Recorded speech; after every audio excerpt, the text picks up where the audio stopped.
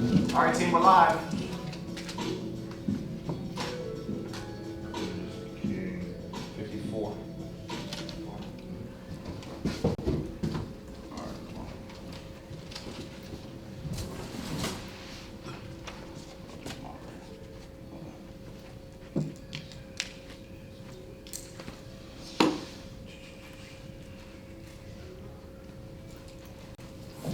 Josh, are they gonna tell you when they're pulling up? Yeah, they said within 10 minutes. I want to get the full form. So towards the end, it says, I think, yeah, it says follow me right here. Instead of saying class.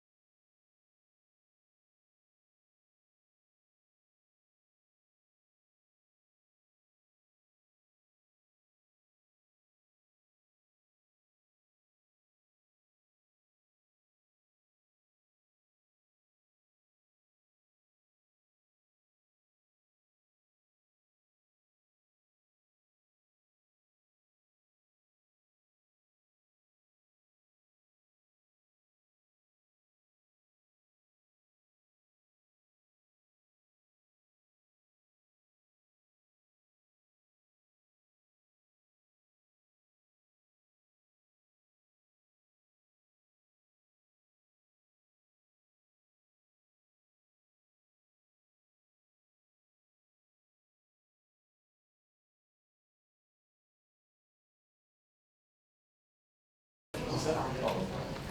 All right, so before we get started, let's everybody move up some. This is going to be interactive, so I want everybody to move up. We're going to have some fun. Hopefully you guys learned something here today. So you guys not going to move up? So people in the back, come on, let's move up.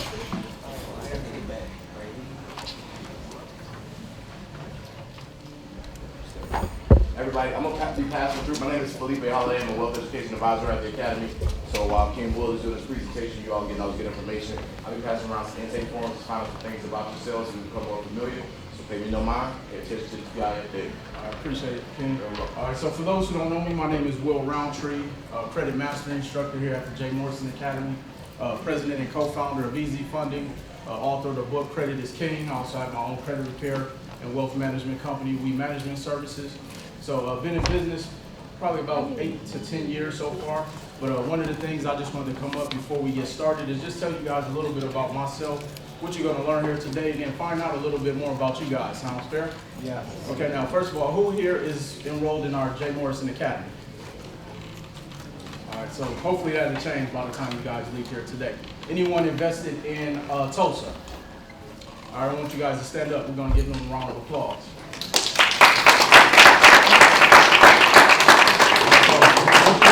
I want you guys to stay standing and just let me know what was it that caught your attention and why you actually invested. Well, I'm trying to start real estate. I was just looking to pay mortgage. Sounded like he was going in the right direction. Okay, absolutely. Appreciate that. Kane, what about yourself? I'm trying to start my portfolio. Okay. That's a really great way to start it.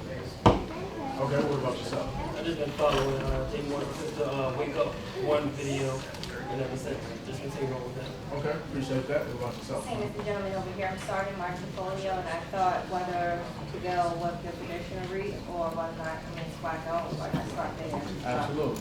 Thank you. What about yourself? I'm not really into stocks or anything like that, but I put my money up because I believe in the vision, the long one of having ownership in something. So if not, I'm not getting the choice. Absolutely. Appreciate that. What about yourself?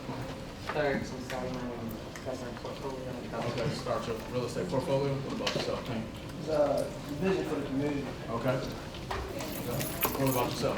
I wanted to do my part to help build up the community, and I also wanted to start my portfolio.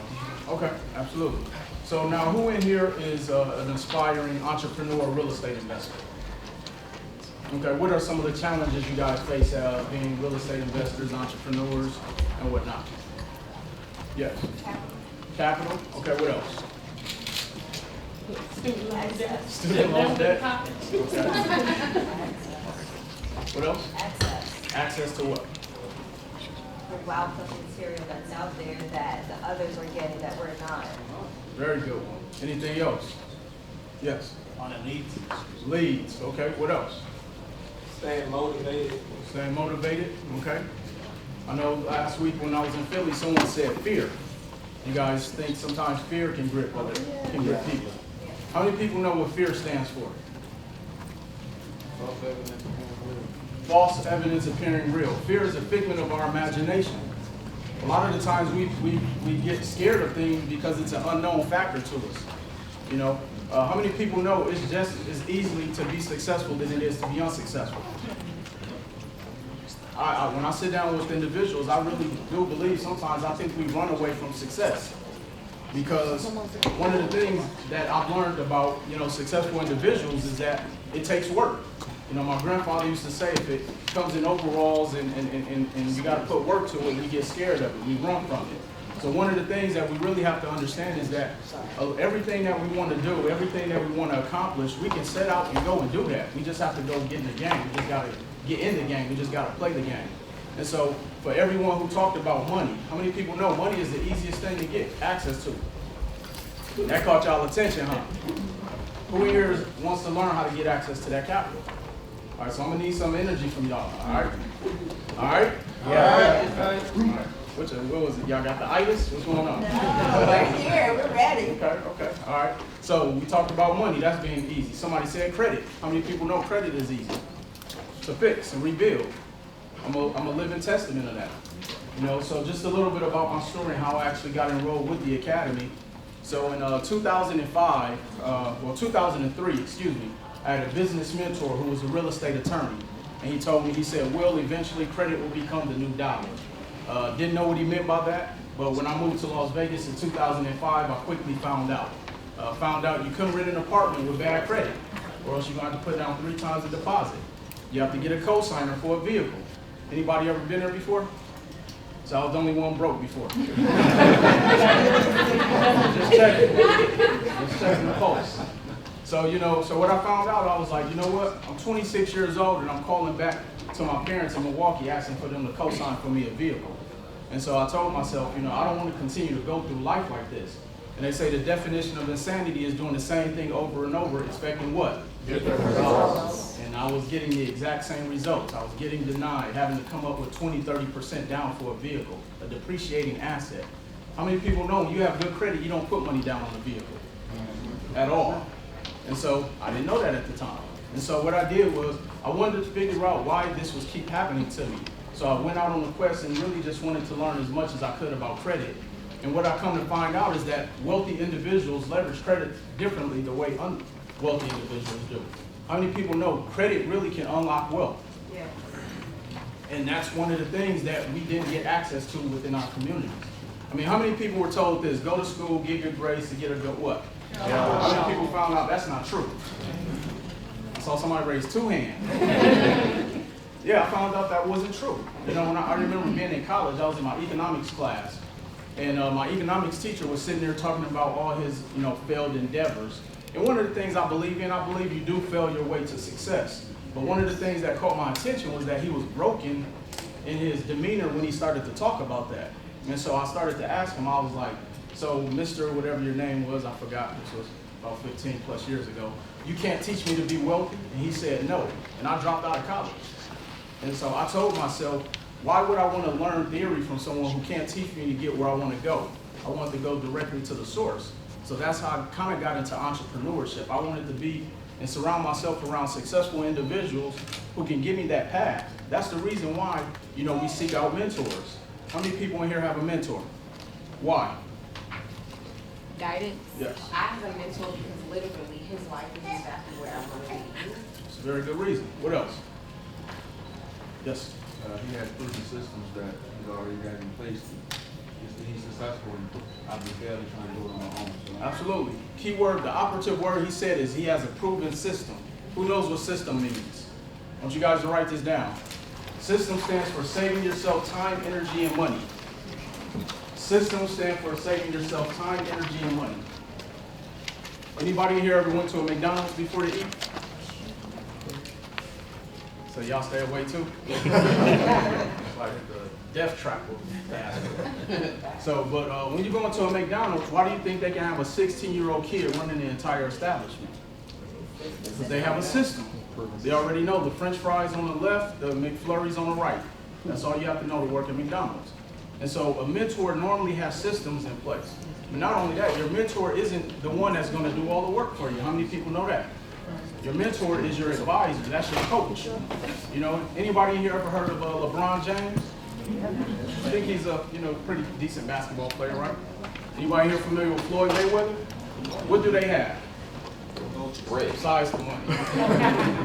What's that? Coaches. They have coaches who are their mentors. And it's not because they lack talent. It's not because they lack motivation. They're coaches to hold them accountable. The coaches to let them know, you know what? The defense is collapsing on the right. Why don't you go left? And so it's important that we understand that we need to invest in having coaches. We need to invest in having mentors. Even though LeBron and Floyd Mayweather has their coach, their team coach, guess what? They still have a nutritionist. They still have a physical trainer, a personal trainer, a masseuse. They have someone that they invest in to make sure that they can go out and perform at their optimal, speed and their optimal pace. So one of the things that I learned is that, we understand the importance of having coaches and mentors. And so I'm going to ask you guys, and this is not a rhetorical question, who's your financial coach? Who's your financial mentor? Who's your credit coach? Who's your money mentor? Do you guys have one? Absolutely. Let's give her a hand. I like that answer. That was a weak applause, by the way.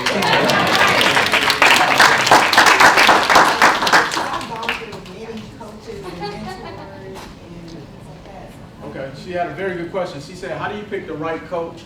How do you pick the right mentor? So first of all, understand, how many people know your coach or mentor doesn't have to be in the same state as you, nor does it have to be an actual physical individual. One of my very first mentors was audiobooks. I used to go, this was, now I'm predating myself, a CD player. Who knows what a CD player is? So when I used to go to the library and I would rent CDs, those were my mentors. One of my very first mentors was an author by the name of John C. Maxwell. You guys might want to write that author down. John C. Maxwell. And most of his books were on leadership. One of the things that I wanted to do was I wanted to improve my level of leadership. I knew that, you know, if you can develop leaders, that then helps you to build and scale your company, because leaders create other leaders. I never just wanted to be the man and be the self-made millionaire or whatever they proclaim to be. I wanted to be an individual who can also create other leaders. And that's one of the things that, you know, I'm blessed to be enrolled and be a part of the J. Morrison Academy, because that's always been our motto. We want to create other leaders. You know, I once heard something say, it doesn't take away from my flame to light another person's torch. And a lot of times within our community, can I speak candidly with you guys? Yeah. A lot of times in our community, we want to hate on each other. We get the information and we want to hoard it. We don't want nobody else. We want to be the man or the one man or whatever. But when you can build a solid foundation and everybody on your team eating, what does that look like? That's the mindset we got to have, and that's one of the things not only do I love about the academy, but also about real estate. It's no other industry, well, not even just real estate, but just understanding wealth.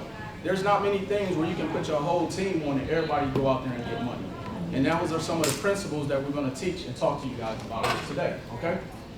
Okay? Yeah. So we're going to have a little fun before we bring up my partners, King J, Queen Ernestine. We used to have this thing called Financially Lit. And I'm going to test the audience and I'm going to see what you guys know about different things in finance, real estate, and money. You guys ready? Yeah. Okay. And the winner gets to stay for the whole class, all right?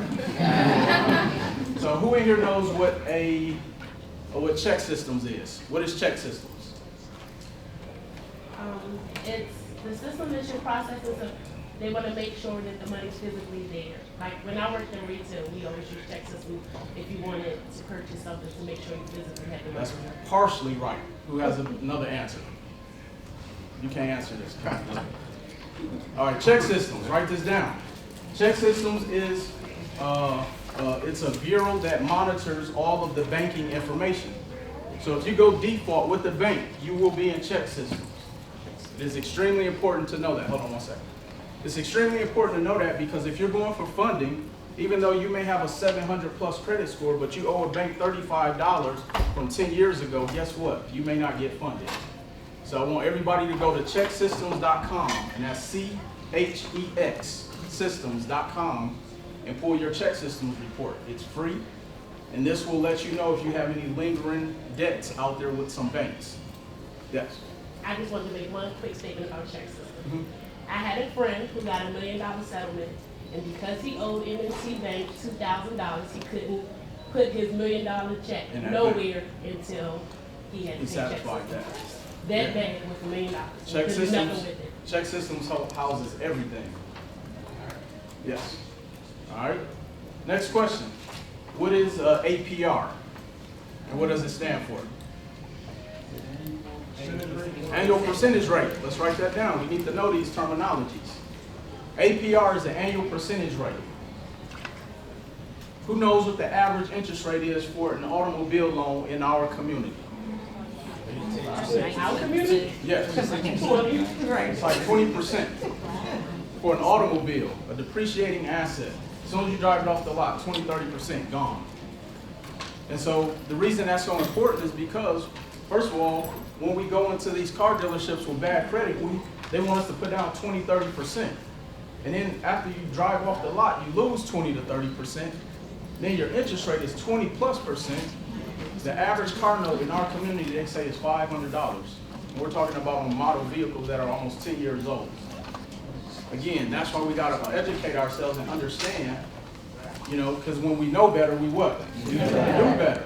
So now you guys can't leave with the excuse and say, oh, I didn't know. Right? Right. Right? Right. Okay, 7 people. Great. All right, next. Who knows what a HELOC is? What's up, Kim? before you go in, let us come up. All right, Queen. Hey, family.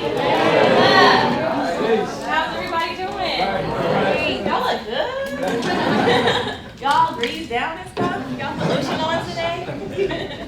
All right, so I'm gonna take over real quick. Good evening. Good evening. King Will and Queen EJ, can you all have a seat for me? That's how we're gonna do this. Right. Special Baltimore edition of the corner class indoors. I would have much rather been on the block, to be honest, but you know. It's a good day too. Yeah, it turned out the weather was 70% chance of rain, and That's so nice. all of a sudden, 2 hours later, it was gone. Congratulations on the wedding. Thank you.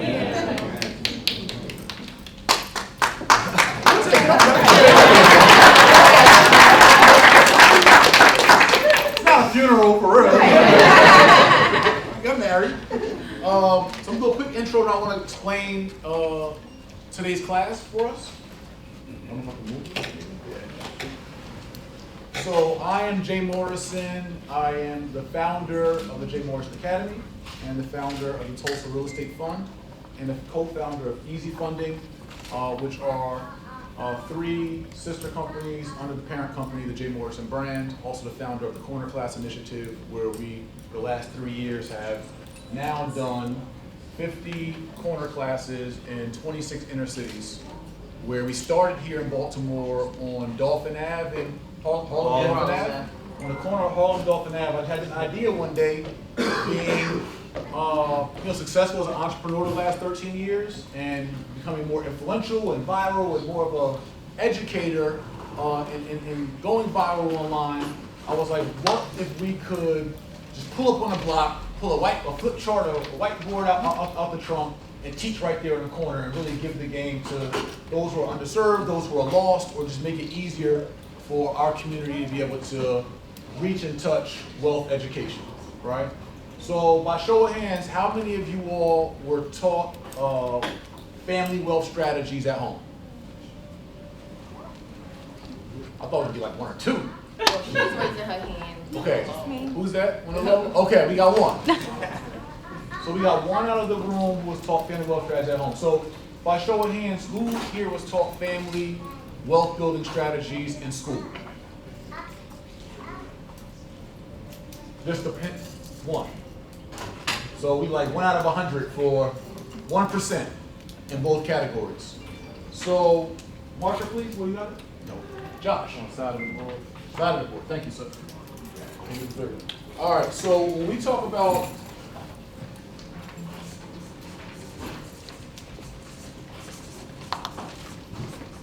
family wealth building strategies,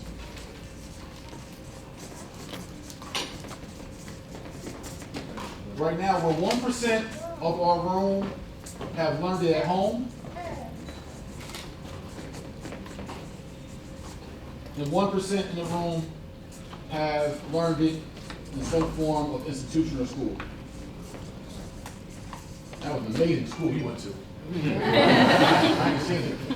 I mean, I heard a little financial literacy maybe in school, but they didn't teach you how to build wealth. Wait, I'd be interested to know what exactly did you guys go over in school? Like what type of curriculum or what type of? This was a long time ago. We just briefly went over like credit score. Okay. Was this like in a life skills class or what class was this? I know we briefly went over credit score, how to get a checking account, just simple stuff. How to build wealth. Right. Gotcha. So and that's what he's saying. So he got a basic financial literacy, which we don't even get credit scores, banking, checkbooks. You'll see some of that. But no, I'm talking about how to actually go play Monopoly in real life. Which is not really that hard to teach. And so we see the condition of underserved communities all throughout the country. We all see it. We see it on TV, we see it in real life, we see it through media, we see it through traveling. And we see particularly the condition of the poorest in America, who are the Africans in America. And if we're not intentionally being taught how to build wealth, how does one ever bridge the wealth gap? You can talk about poverty and crime in Baltimore and drugs and violence in Chicago and Philly and Liberty City, Miami and in LA, and you gang violence. You talk about all those things, which are all stem from poverty and economics, But then what are we literally doing just to solve the problem? You incarcerate someone, supposed to be correctional, they don't be corrected, they get criminally educated, and they come home and commit more crimes. Or you have poor people who want to get ahead, but they're just taught in school and through home to, boy, get a job. Go work, go to college and get a what? They're not even saying go to college and start a business. Right, go get a good job. Or a good government job. But that strategy has not advanced us. And so the purpose of this class tonight was to combine, so typically on tour, it's the Corner Class 3 tour, we do 2 sessions per city. We do a corner class session on Tuesdays from 5:30 to 7:30, which usually goes by 8:30. And then the next day, we do a credit to cash class where we teach credit strategies, business funding for entrepreneurs, real estate entrepreneurs, or just traditional entrepreneurs. We teach you how to use the bank's money for funding, which are one of the principles of family wealth. So we're gonna have to condense all of that, but what I want you and what you will get out of today, and can everyone just turn to the camera and say hi to live stream on 3? On 3, you want to say hi to live stream? All right. 1, 2, 3. Hi live stream! All right. We want our live stream viewers, our family, because everyone to me is all my hood, it's all our communities, all our village. We want everyone to feel included.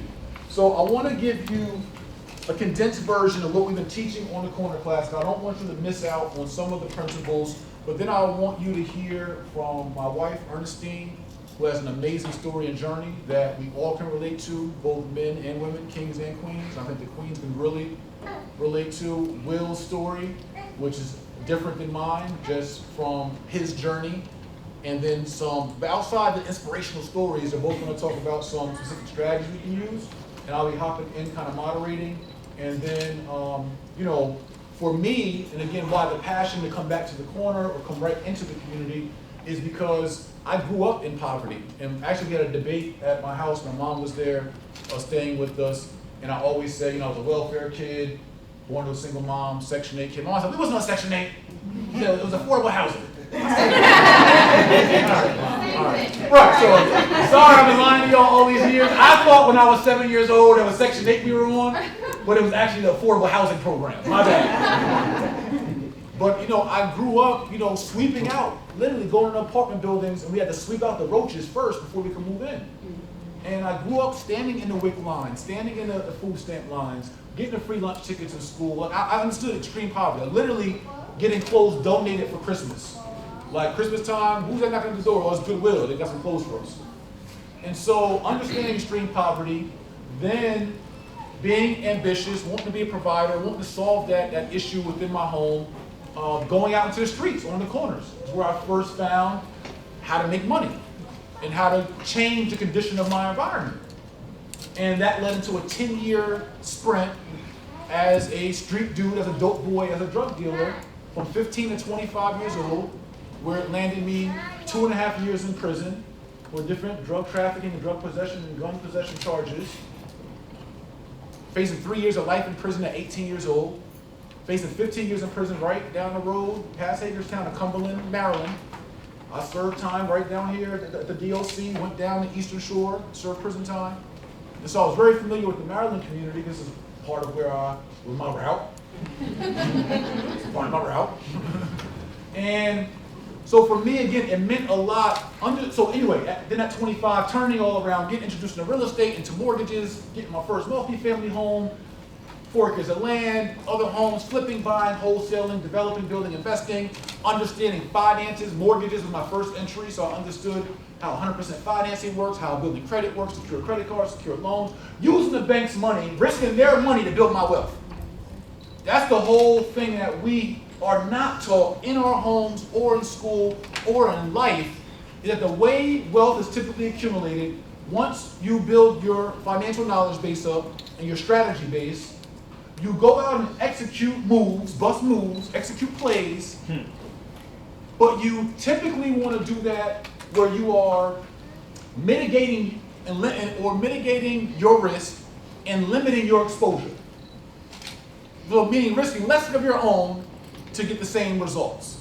Where we're taught, hey, stay away from credit cards, stay away from loans, stay away from debt, buy it all cash. You feel proud you bought your car cash, I bought the property cash, I bought this cash. But if you try to go in the cash route, it's going to be a slow path to building wealth. Where we get more wealth educated, then we get into now leveraging that home that we got for cash, or the cash we got from our 401k, or we got from here or there, leveraging those things then to build, wealth using other people's money. Now, if we fail at those entrepreneur ventures or those flips as being a landlord or whatever the case is, now we don't fail on our dime, we fail on someone else's dime, and there's ways to recuperate from that quicker and still continue to play. And that's what they're all doing out there. All the developments we see in all these cities, all the gentrification we complain about, all the wealth we've seen built outside of our community, what they're all doing is executing some strategies that we just have not been taught. We go to these seminars and rooms like this, and guys like myself are doing a great job teaching us what they know, or teaching us how to flip houses or how to wholesale houses, teaching us a limited scope, which is still needed, which is where I started. But I realized over the last 13 years, as I was able to start as a corner boy, turn to a businessman, and was able to start from a standpoint where I didn't even know how to send an email, knew nothing about professional etiquette, knew nothing about the business world, never owned a legitimate business, never owned any real estate, any of that. And then in the last, 13 years, run multiple multi-million dollar companies, up to the JMA Academy. We just made Inc. 5000's list, number 588. Fastest growing company.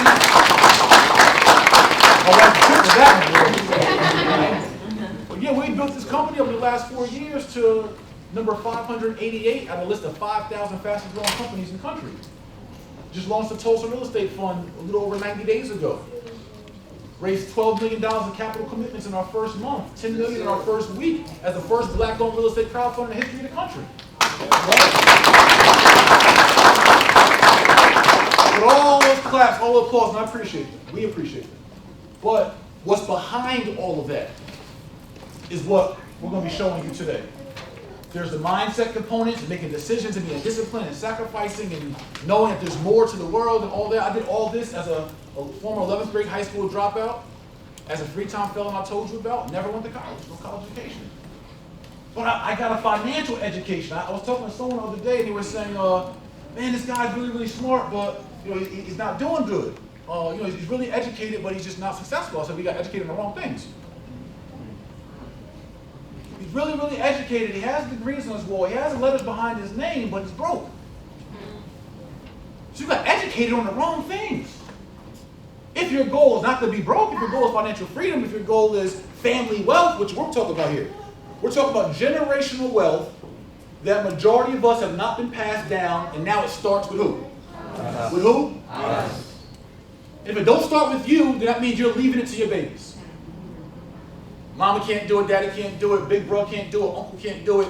I'm not disciplined enough, I'm not focused enough, I don't have the capacity. So baby, I'm gonna blow money fast this lifetime. You figure it out for our last name.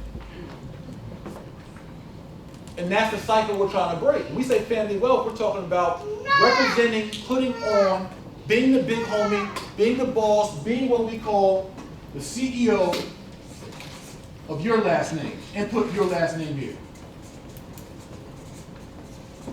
CEO, being a leader and visionary for your family wealth.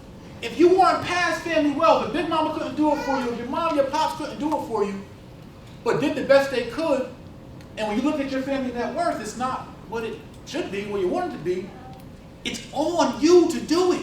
It's all your responsibility. And we can't blame anyone else for it not being done for us. We gotta, and this is why, again, this is all part of the mission while we're here. Now I'm getting to a little bit of lessons, but here's just some, before I bring Ernestine up, here's some things that I do want you all to know. So what we talk about, and I can't teach it in full, we'll hit some points of it tonight, and we'll focus on credit and real estate entrepreneurship tonight. But there's 7 pillars that I do want you all to write down, and I do want you to do your own research on, I do want you to network on, I do want you to focus on, I do want you to take as seriously as you can take it, right? So, in being the CEO for your last name, what your responsibility to do is build and be what we call knowledgeable or proficient and efficient in these 7 things. These are 7 things that you should know, do, be versed in. If you don't know, you know some, great. You don't know, then just work on it. We'll give you some tools and resources on how you can get further there. So number one is what we call family banking and budgeting. Or budgeting and banking. Every single one of us here should be keeping accurate, up-to-date monthly household budgets. Knowing our money well, and then also finding a banking partner, a banking institution, so that we are not throwing money away in these check cashing places and all that kind of stuff. The basic is having a banking partner, keeping your monthly budget, and understanding the health of your family, right? And so we expand this, and we talk about at some point doing your financial analysis or financial net worth for your family, which is looking at all your assets, everything that you have of value, houses, real estate, other assets, and subtracting all your family debt and liabilities. That's your family net worth. So the value of your businesses, if you were to sell them today, the value of your real estate, the value of whatever, and then, right, boom. So this is something that we all need to be versed in and understand the opportunity cost of money. When we have money in the bank and banking institutions, whether it be investment portfolios, or savings accounts, CDs, whatever, what are we doing with that money to have that money earn more and make more money for us, right? So two, what we're going to talk about today is family credit strategies. I should put family here. Family credit strategies. This is looking at credit from a standpoint of just not me, oh, I need a good credit score so I'll get a car, or I want to get a house. That's too basic. We're talking about family wealth strategies. Talking about how you can build your credit up, personal credit and business credit, but knowing the strategies to help your family piggyback your credit to build theirs up, or you being able to be a resource as the family CEO to tell them how and where they can build their credit, so you can have personal credit, family credit, and business credit. But treat it from the perspective of, if our credit game is right as a family, if I get knocked off and I lose out on a business, on a franchise, on a piece of real estate, I know the next member of our family is up next to continue to build wealth, continue to try. It's not that, oh, this business didn't work, I ain't doing real estate no more. This business didn't work, I'm not doing entrepreneurship no more. It's about figuring out how we can use the big L word, which you'll learn today, leverage. How can our family understand credit? Because listen, what we teach and what Will's going to teach you today is how all credit can be, everybody repeat after me, say rebuilt, restored, and repaired. One more time, rebuilt, restored, and repaired. All credit, no matter how many dings, how many bankruptcies, how many judgments, how many collections, how many lates, all credit can be rebuilt, restored, and repaired. So now if you have 10 members of your family, 15 members of your family, but everybody's on their A game, you're leading them as a CEO and visionary of your family to get everybody, I don't care if it's 18 months away, 24 months away, or 2 weeks away, keep everyone on a track of a healthy credit. You now have family credit, family leverage, which means you have family access to capital. Which we're going to show you how you get business funding leveraging your personal credit. Unsecured funding, uncollateralized funding, funding where you don't even need any W-2s and pay stubs. You don't even need no bank statements. Where you get tens of thousands, hundreds of thousands of dollars leveraging the bank's money with no pay stubs, no bank statements. Just leveraging your credit. But not only can you do it, the 5, 10, 7 members of your family can also do it. Now collectively you can do it. Well, And then all that gets... Can I have you guys that are in the doorway, so we're not blocking the doorway, come up here and stand on this wall over here? And if there's any chairs, if anyone has any chairs that are vacant, there's a lot of empty spots, raise your hand if you got a chair next to you vacant. There's a lot of seats up here that you all want to sit. People just want little gaps in between them, little spaces, little knee room. Spaces, there's standing room up here, there's seats. So I'm gonna keep going because I want to maximize. What's that? You got to go down M&T, man. Down the stadium, Jay. Next year. Stadium class. Well, I'm already remember. I'll be there with you next year, too. All right, say no more. So, Will's going to dive in on literal strategies we use walking away today And we're going to give you some opportunity for mentorship today on how to be a credit master within your own domain. I'm telling you this, my first 3 houses I bought 100% financing. Still buying real estate and businesses today with 100% financing. Still using $100,000 credit lines. If you understand the credit game, it's really, and not mind you have to have some savvy, some smarts to back up the cash or capital you're leveraging and getting to make it work. It's not free money, you don't gotta get paid back. But the point is you can always give yourself a shot, you can front yourself.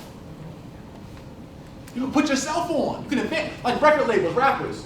What rappers do, they get a little busted song on YouTube, and a record label comes in, or some kind of private management company, and it gives them an advance. What they're giving them is credit.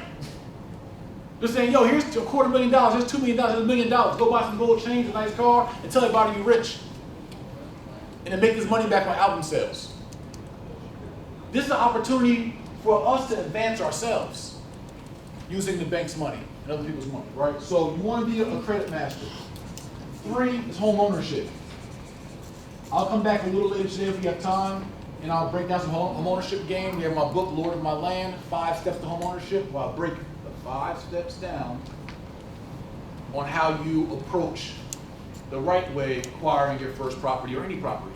You might have already acquired property but done it backwards. Well, that book right there will help you. If I get time today, I'll break down home ownership strategies, how you should approach home ownership. But home ownership is the other key to family wealth. Because we'll do our citywide survey. By show of hands here, who here lives somewhere? You've always got a customer when you own a home. Whether you're living in a home yourself, we all got to live somewhere.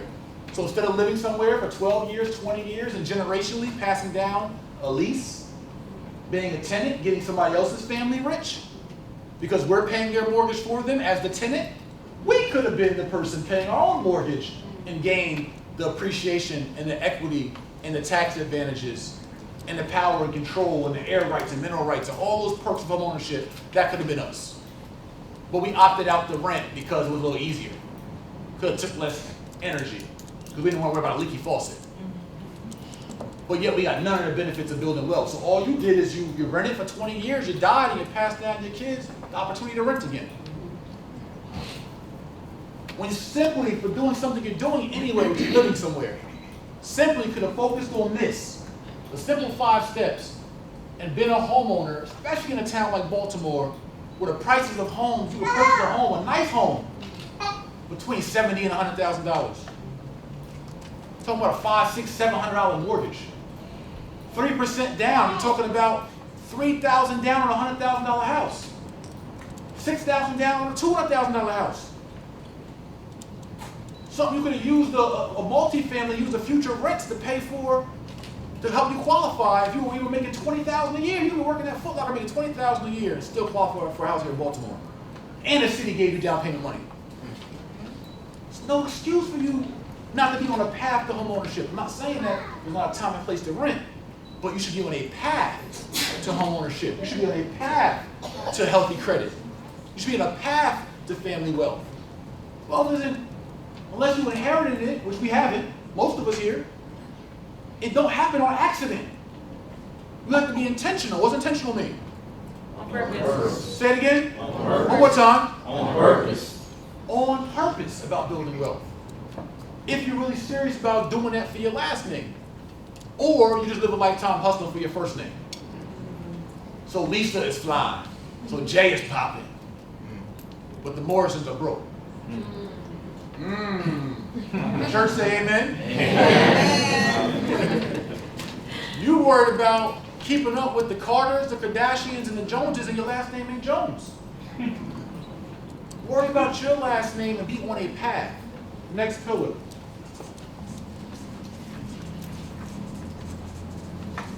Entrepreneurship. Us being more savvy in entrepreneurship, understanding how running effective businesses work, business systems, business operations, right? But then also, we're creative, we have ideas, we know things work, but we have hustles, we have to legitimize our hustles and to form them into legitimate businesses. and then use credit and leverage as ways to capitalize our business, because most small businesses fail because they're undercapitalized. It's not enough money. Or you can't scale the business. You got the concept, you're feeding yourself. You got a nice car, nice home, your business is doing all right. You passed that part. But now how do you franchise it? How do you scale it? How do you grow it? You need more capital. But now if you had put your family on a path and sat their butt down instead of eating pork at the last cookout, and sat down and talked about how we all build credit together, and you needed capital, you could have said you get 3 family members who now got a 680 credit score. Hey, I'm looking for investors. Why don't all y'all get the easy funding, where you average $57,000 your first round of funding, and if 3 of y'all come in with $57,000, we got $150,000 to put into my business, which is our family business, to now scale it ourselves. But if they weren't on path because they didn't listen to you, or you never sat them down, or you didn't have the knowledge base to even give them, y'all all just sitting around twiddling your thumbs. And now when an opportunity comes, you wishing you had started 6 months ago. Oh man, y'all got a house right here for $12,000, and I know it's worth $32,000. You got $20,000 on the table, but you can't buy a $12,000 house where you could have bought it with a credit card or a line of credit, but you can't do it because 6 months ago at the corner class pre-tour, you opted out of working on your credit. You went and hopped on World Star, or Shade Room, or a reality show, or just back to business as usual. If you start today, the sooner you start, you'll be in that position where preparation plus opportunity equals success. But if you're not prepared for the opportunity, you're going to miss out on a lot of layups, a lot of options, because you're not prepared, mentally or financially. Number 5.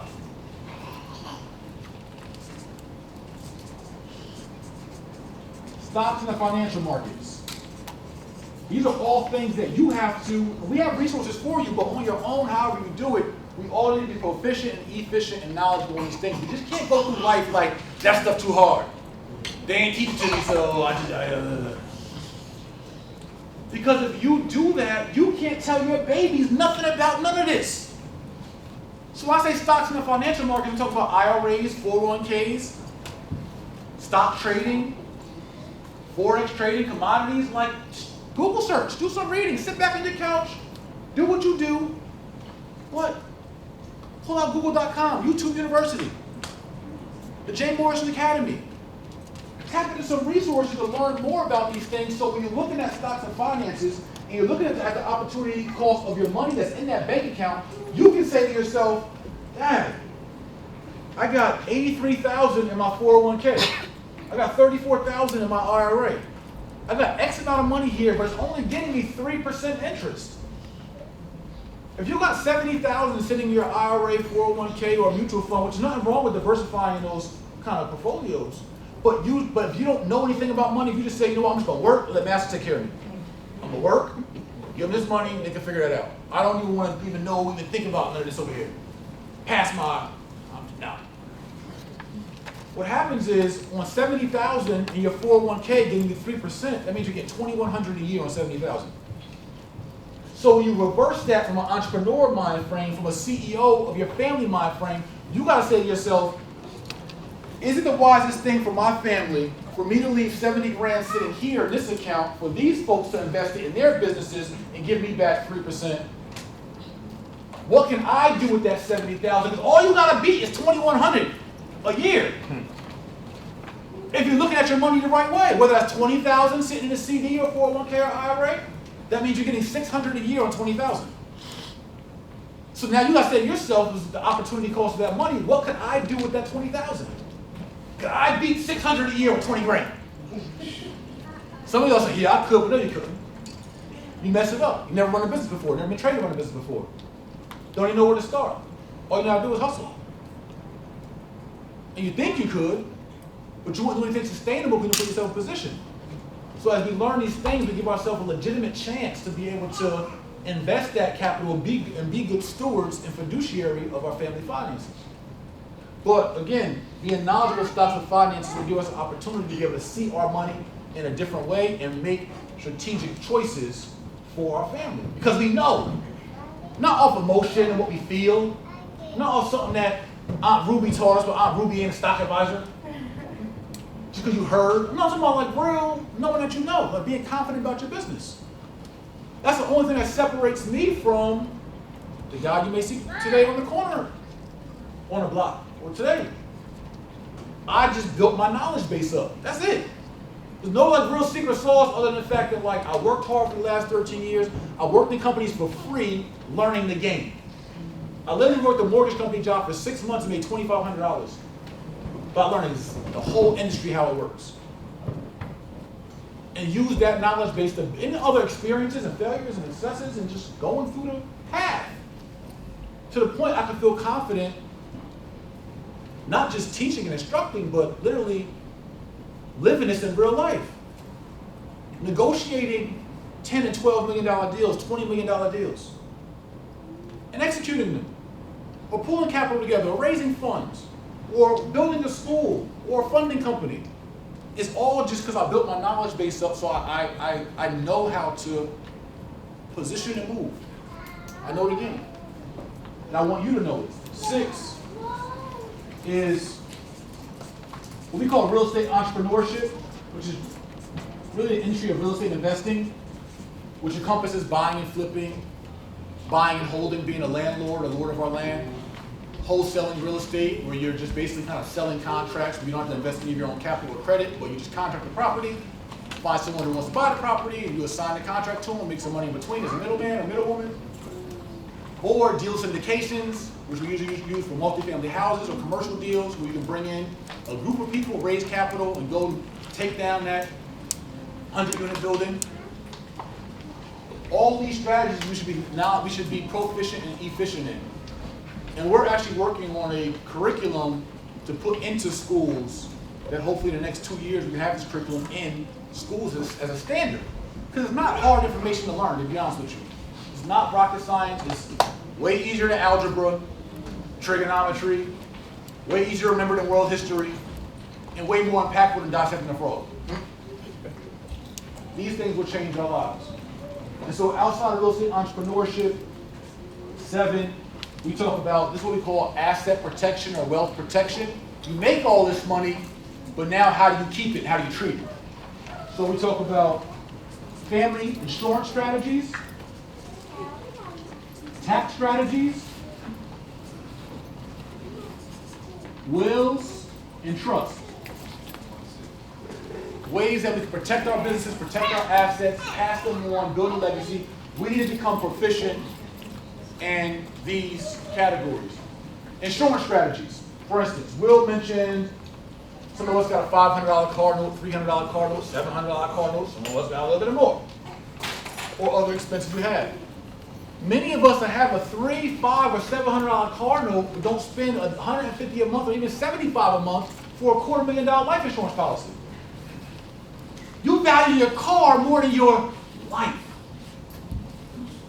If something were to happen to you today, your children got to do a GoFundMe or a chicken fry to bury you. Your kids got $200 Jordans on, but you don't got life insurance on you or them. This is where majority of family wealth is passed down. People are getting crazy and have been for generations getting crazy head starts. Just because grandma died. Just because Pop died. And I caught a mill. But while Pop was alive, he taught me the game. And now in the million, the businesses he had in his trust or in his will, the credit strategies he taught me, entrepreneurial strategies, all that prepared. And I'm not saying me because I didn't have that. My Pop taught me how to cook crack, honestly. That's the game that I inherited. But now we have a chance to reverse that and allow our children to inherit a different strategy, different game, and different kind of wealth. If we're serious about being this CEO for our last name. One of the credit strategies that one of my mentors taught me was how other communities, and we're working on it right now for my grandmother, would take the oldest member in their family and find out how much their life insurance policy would be to put a couple million on the oldest person in their family, which would be a way higher premium. It might be $3,000 a month to give grandma $1 million policy. But the family will all chip in to pay that $3,000 a month so they know when grandma goes, we just got $1 million to the family last name. So now you got 10 of y'all all putting in $300 a month to pay a $3,000 policy on grandma, but if grandma goes in the next 7 to 10 years, you all just trickle down some more wealth. It's inevitable we're all gonna go. But we're not thinking about it. We're not preparing for it.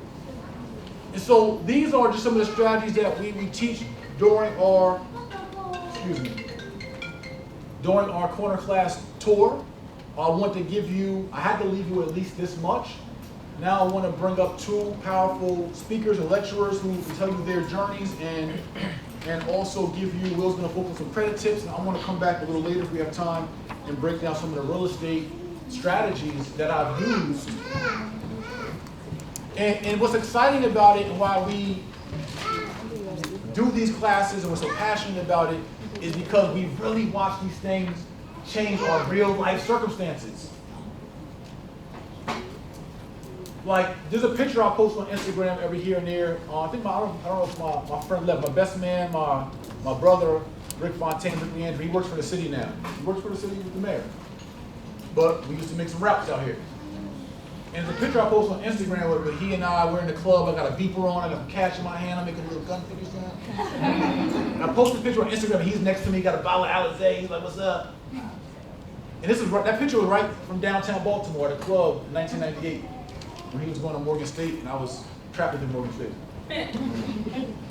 But what I'm saying that to say, and again why we're so passionate, is because you'll hear from Ernestine's story and Will's story, which is different than mine, but you'll find a piece of you in these stories, is that I believe I'm special, of course. God gave me some amazing gifts, an amazing opportunity, but for layman's term purposes, I'm regular, I'm everyday. I'm just like every single one of y'all.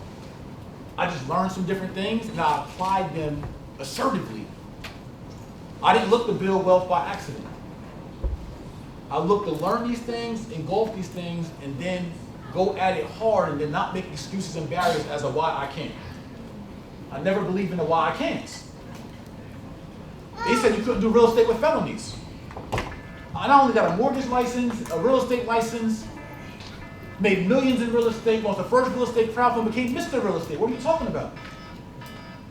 So I always believe in the I can model, and I believe that all of you can if you apply yourself and take these strategies, take what you're getting today, and just be serious about it, be focused about it.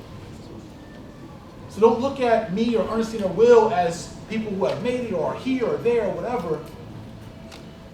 There was no silver spoons with any of us. There's a lot of hard work. And so that's what I want to kind of leave you all with. And so with that, I want to bring up my queen, Ernestine Morrison, who's going to perform for us, but also going to share her journey and her story. And you'll see again, no matter what walk of life we come from, different experiences, we all have a path to entrepreneurship and to creating and generating wealth. All right, thank you.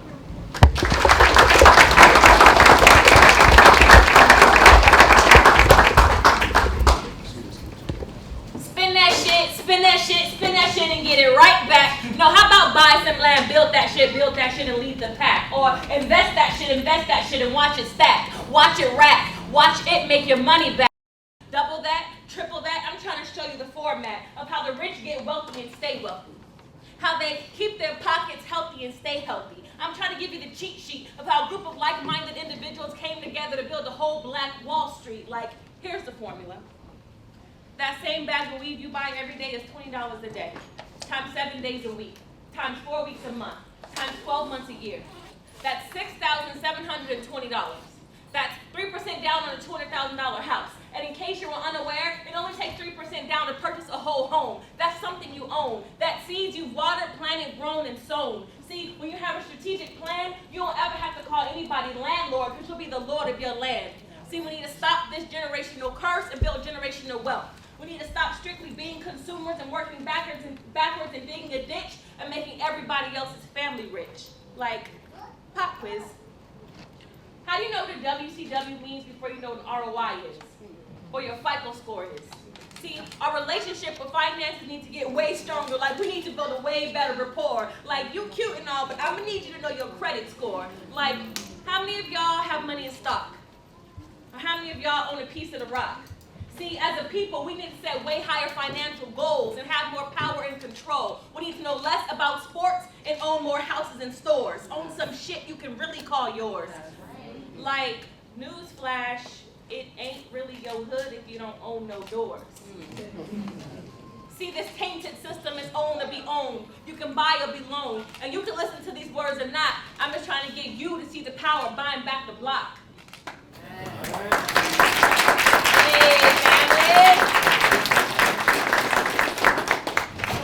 Did you guys like that? Yeah. What y'all learned? Tell me 2 things you learned from that poem. Stop buying weed and buy a house.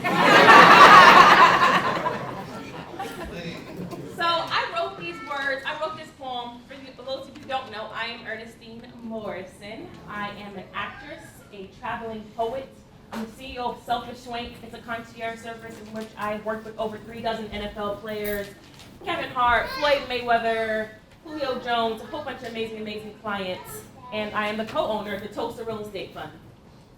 And I wrote that poem, just being on this journey with Jay the last year and a half, traveling the country, doing these corner classes. And it really encompasses everything that I myself, even being a successful, what I thought was successful business owner, it encompasses everything that I learned just being around King Jay and King Will the last year and a half. My story is very, very different from Jay's. I didn't grow up a silver spoon kid, but I also didn't grow up in poverty. I didn't stand in WIC lines. I had a car on my sweet 16th birthday. I had a big sweet 16 with a stretch limo, and I had every pair of Jordans that came out. That was my reality. I'm from Los Angeles, California, grew up in the Valley. I'm a quote-unquote Valley girl. I had a few black friends, but I also had a few white friends, a few Asian friends, a few Latino friends. If you're from California, you have Mexican anyway because they're everywhere. So that was my reality. I grew up in a very diverse melting pot, and my parents were middle class, upper middle. We weren't rich, but we wasn't struggling. So I thought we went shopping. Christmas shopping together and school shopping together, like things that I thought were normal. And it's 2 things that my mom always said to me when I was growing up. She said, as a woman, how many women we have in here? Where are my queens? Hey. She says, as a woman, you should always have 2 things in order, your finances and your reputation. So me having that mindset, I'm thinking me having my finances together means me having a little bit of money in my account. Have a savings account and have a checking account. That's what I thought having finances was. Went on to run track for University of Nevada, Las Vegas. I was a running rebel. And I remember my mom and my stepdad at the time would always put money in my account every Friday. And I remember calling my dad one time and saying, hey, there's no money in my account. He said, the last time I talked to you, didn't you just say you was at a Kappa party? And I was like, yeah. He was like, let me tell you one thing. Quit going to parties, quit hanging out at school going to parties if there's no money in your account. And I was just like, what do you mean? Like, I didn't understand what he meant. And he meant if you don't have your shit in order, you don't have your finances in order, you shouldn't be out here having fun. You shouldn't be out here going to Kappa parties and just thinking, oh, me and your mom are going to put the money in your account every Friday. So it was at that very moment that planted the seed that I had to change my mindset about finances. And a lot of us, in relating back to that poem, we go out and buy stuff, but we aren't taking care of our credit. We aren't taking care of our bills that are past due. Some of them old cell phone bills and old school bills and old hospital bills are just sitting there piling up on our kitchen counter. We're not thinking about those bills because we need a new outfit for the weekend, or we need our hair done, we need our nails done, we need a new car. All these wants, all these things that aren't assets to us and aren't helping us build wealth.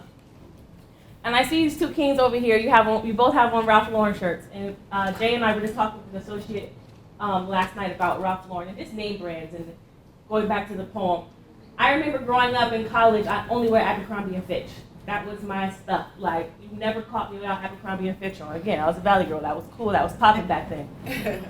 But I didn't think, like, how cool would it have been right now if my last name was Abercrombie? How cool is it that Ralph Lauren, he walks into a room, his name means something. As much as we don't like Trump, when Trump walks into a room, the last name Trump means something. He's got hotels and assets all throughout the world.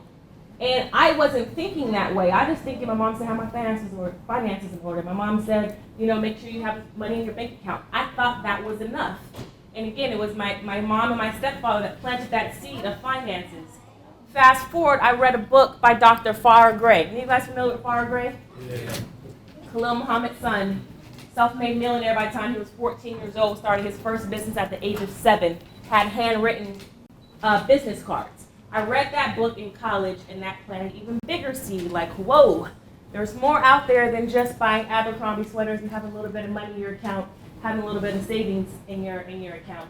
And that's when my wheels really started turning, like, okay, how can I be able to go on vacations like all the people that I'm around, and being able to wear all the stuff that I want to wear comfortably while still having hundreds of thousands of dollars in my account still. And at the time in college, I was working retail. Anybody ever worked retail here?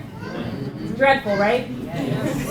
I mean, it is dreadful. Like, I don't want to look at another cash register. I don't want to look at another fitting room. Like, I dread retail. But I love retail because it got me to where I needed to be. I worked for Nordstrom in Las Vegas. Then I moved on to Neiman Marcus because it was a little more upscale and I made a little more money. From Las Vegas, I transferred to Atlanta and I worked in Lenox Mall. Anybody ever been to Lenox Mall? Oh, yeah. A lot of money in there. So I'm thinking I'm balling. I'm making money. All the little people come in there, spending money, buying True Religions, buying Chanel bags. I'm making a nice little commission for myself. But I still wasn't building wealth. I made a little bit of money. I was making about $5,000 a month, give or take, on an average. And I'm thinking I'm good. No kids, not married, single. $5,000 a month is good. But again, I want to walk into a room and be like Ralph Lauren. I want to walk into a room and be like Abercrombie. Like, my last name has longevity in wealth. And when I started hanging around these two kings right here and being introduced to real estate and finances, I was hanging out with a girl named Letitia Robb, one of my good friends, Letitia Robb. And she was like putting me onto real estate. Like, you need to get into real estate. You need to get into real estate. You need to really work on building wealth. And I'm like, yeah, okay. Like, it just sounded too intimidating. Does finances ever sound intimidating to you guys? Like, it just sounds like a lot. Like credit and all these words and interest rates, all these things I just didn't know about. And I'm like, yeah, I'm an actor. I'm going to go back to set and read these scripts. And I'm going to just stay in my lane, what I know to do. I know how to do poetry. I know how to act my ass off. I'm going to stay in my lane. So I had this really big audition. This is where the turning point really came for me. I had this really big audition. Anybody heard of the show Sister Circle on TV One? It comes on every morning on TV One. It's a talk show. Now syndicated talk show comes on TV One every morning. So I actually auditioned to be one of the hosts of that show. From 50 women, I made it down to the top 5. And we had to do a lot of research, like a lot of research about just politics and black economics and the black dollar. So I'm researching, I'm ready. I'm like, I'm gonna get this role. I'm gonna get this part on this show. This is gonna be life-changing. They're gonna give me a 6-figure contract, and I'm about to start building wealth for my family. And I didn't get the job, but in my research, in my studies for the show, I came across an article that said the average median net worth of black women is $500. And I'll never forget the very moment where I read this article. I was standing in the airport in LAX in LA. And I was like, I almost got angry. I'm like, what? I was so confused. Like, what do you mean the average median net worth of black women is $500? And I'm looking at all the black women around me sitting in the airport, and I'm counting the weaves. I'm like, she got a weave, she got a weave, she got a weave, I got a weave. And I know my weave was at least $500. I don't buy cheap hair. And I had on a Gucci bag, a $2,500 Gucci bag, because I like to buy handbags. That was my thing. I probably had on some Chanel, $1,000 Chanel shoes too, who knows. I probably had on about $5,000 on me, but to read an article that said people who look like me, women who look like me, our average median net worth was $500, that didn't sit right with me. And at this time, I had a lot of success, internet success with being a poet. Some of you may have seen my poem, Average Black Girl, that was performed on the Arsenio Hall show. I got over 50 million views. So I became the go-to voice in poetry for uplifting black women. And that was working for me. But I realized reading this article, okay, I'm uplifting black women and I'm boosting our morale, but what I'm missing is the finances in my message. $500? I counted $20,000 worth of hair around me. That's when it clicked for me, and I said, you know what? I have to really start investing in assets and cut the liabilities. I love my Gucci bags, I love my Chanel shoes, I love expensive hair, But until I get my finances really in order, what my mom was really talking about, I have to cut these liabilities. I immediately went home to Atlanta and cut my hair off. Did the big chop. Everybody know what the big chop is when you cut it all off?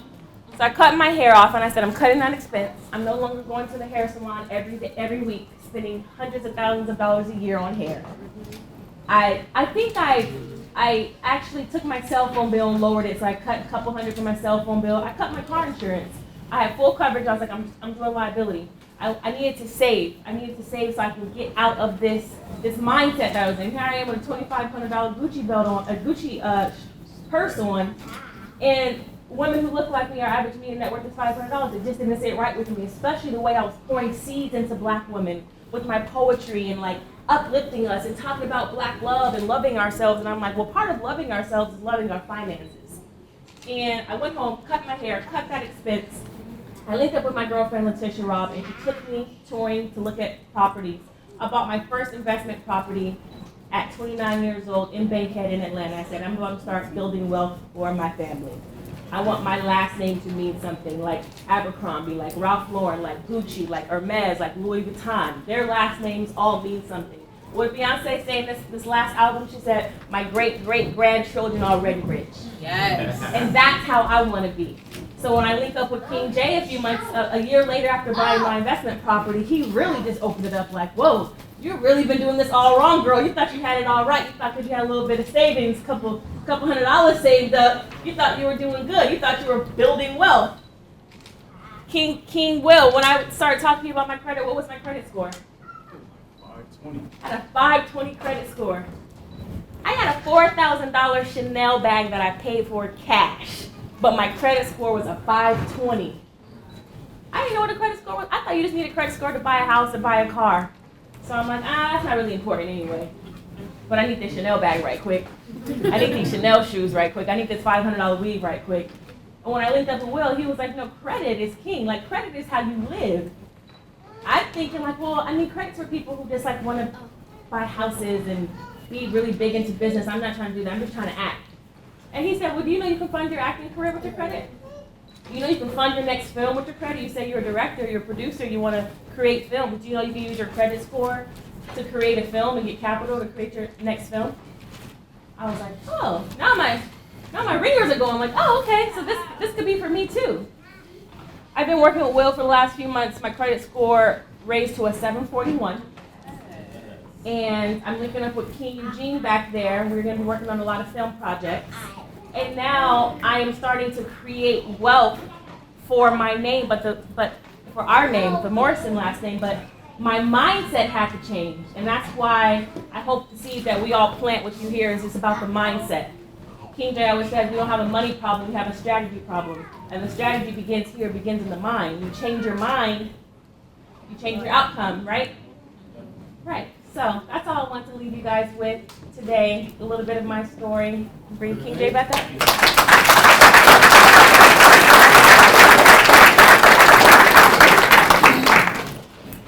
And I felt it important for all of us to, again, to hear, Queen EJ's story, and there's just others, even through our staff. Like, I just watch so many people around me as they're leveling up. Like, King Corey, where you at? Is he in here? One of my proteges, you'll see him in a second, but King Corey is maybe 25 years old. No, I don't think 25, maybe like 24, 23, somewhere in there. 20 what? 24. So, when Alton Sterling was murdered in Baton Rouge, when the cop shot him on the ground in Baton Rouge, and for those who don't know, I'm an activist, if you want to call it that. I just call him a black man protecting my community. But when he was murdered in Baton Rouge, I was just moved to Atlanta, and I put on Instagram, and I put out a post that I was going to do a bus trip to Baton Rouge to demonstrate against Alton Sterling's murder. And I said, anybody want to come? It's free. I'm just getting a bus, and we mob it out to Baton Rouge. And so, King Corey right there. King Corey, I'm talking about you. Raise your hand. What's going on? So King Corey was actually one of the folks who volunteered and came down. He didn't know me. It was just an Instagram post. I'm like, I ain't know them. I'm just like, my people to me. I don't have those, like, even when we go to different cities, I don't have those geographical boundaries. Oh, this is my hood, this is your hood. No, it's all us to me. And so I did this trip to Baton Rouge. King Corey came down. We had our big RBG, red, black, and green flag. He was holding it. We down there, cops is down there with full riot gear with the big elbow pads and the big guns and snipers on the roofs. And we're literally protesting in the middle of this with the new Black Panther Party. We're front line, face to face, like, demonstrating and standing up for justice for he and his family. So anyway, after that, King Corey kind of linked with me a little bit and was like, hey, you got any job opportunities or whatever the case is? I'm like, well, I'll take on an intern. So he started out driving for me, just as an internship, and running errands for me. And then he got positioned in our company on our as a wealth education advisor, and I trained him, et cetera, et cetera. And he was working on building his own wealth as well. So now he's been with us about 2 years, and he was just driving me today as really as a favor. And he said, I just got some properties. Because he's been working on getting his own property. So now, 24 years old, he just closed on his first single-family home by starting from doing the same thing. Again, working with Will on his. But my point is, I just want you to see different faces, different experiences, different stories, different ages, different genders. It's just getting on your path. And what wealth is, so we're going to do this together. I'm going to bring King Will up. But I want us to understand what wealth is. And Queen EJ touched on it. I need, this is going to be my east side, this is going to be my west side. Now, I don't care where you're really from. How y'all feel about that? Today, this is going to be my east side, and this is going to be my west side. I know some of y'all want to move right now. All right. So we're gonna recite together the definition of wealth. All right, this is the definition of wealth. So I need my east side to say, an abundance of assets. All right, so say it. An abundance of assets. Then my west side, that supersedes your liability. That supersedes your liability. An abundance of assets. An abundance of assets. That supersedes your liability. An abundance of assets. That supersedes your liability. So, when we're talking about really getting the big bag, the family wealth bag, the generational bag, what it means is that you have to keep focusing on all the tools and strategies that will help you build up your asset column. More homes, more businesses, more stocks, more CDs, more whatever is of value, an asset or things that have value and that appreciate and go up in value. And then you want an abundance of those that supersede your liability. So we don't want to keep incurring more and more liability because now it's competing with our assets. So a lot of us are making good money and we're living good, but we're not building wealth. Because the more you make, all you're getting is a bigger home, more expensive furniture, fresher clothes, newer car. So as your assets and income and revenue go up, you're just jacking up your lifestyle. And you're living for your first name, not your last. That's what that is. You're living so your first name looks good. You look good in that car. Look good with it. Every iPhone come out, you got the latest one. iPhone 12, it ain't even got out of Tokyo yet. You're trying to be so fresh for your first name, increasing all these liabilities, debts, and expenses to look good for your first name. But you have not accumulated enough wealth for your last name because even though you made more money, your business is booming, your lifestyle too expensive. That's where we have to have the money. That's what we on. My queen and I, we eat good, we travel good, we do all that, but in proportion to what we make and what we bring in and how we hustle, we're not trying to be at everything. When it's time to go to the club or a concert or this one's going to be in town performing, you don't got to be at every single one. When I was in prison, it's so crazy. I'm in prison and I'm all sad because, whatever song was out at that time, that era. But then when I came home, it was another song that was out that was popping at that time. Every summer, it's always a popping song. It's always a popping event. We missed even the Congressional Black Caucus was last weekend in D.C. We went last year. We went this year. We want to go again. Man, we missed it. Oh man, okay. Guess what? It's gonna be Congressional Black Caucus next year. But we act like we gotta be at everything, on the scene for everything. Sometimes sit your butt down and stack up. Build the assets up. Guess what? It's gonna be a new Louis belt out next year. It's gonna be a new fashion. You had baggy jeans before, you had the V-suits that was $400. Now you got tight little skinny ones that's $400. There's always gonna be a style to get fresh on. There's always gonna be a car. I remember when reverse cameras first came out. I had the 06 Range Rover 06 with the reverse camera. I'm like, yo, I didn't have to turn around. Now you can get a Ford Focus for $9,000 with a camera in it. This stuff's not going nowhere, y'all. They done media done blitzed us, like the school systems and all that could have gave us this information, but they blitzed us with being consumers. Y'all go work hard and spend your money with our corporations. That's what we need you for. We brought you here to work hard and build our corporations. Fake emancipated you now to work hard and spend money with our corporations. They did not bring us here to build wealth. That's what this crusade, this economic revolution, that's what this corner class, this event is about. It's about understanding that no one put us in position, no one intended for us on purpose, African people, we're going to bring you over to America on these boats so y'all can get rich. That was never their intentions. Still ain't their intentions. Probably won't ever be their intentions. But now it's not their fault when we have the capability. God gave us everything we need to go do it for ourselves, but now we'd rather shuck and jive and that's on us now. Because we want to look so good and live so good and worry about the Joneses. But your last name is Robinson.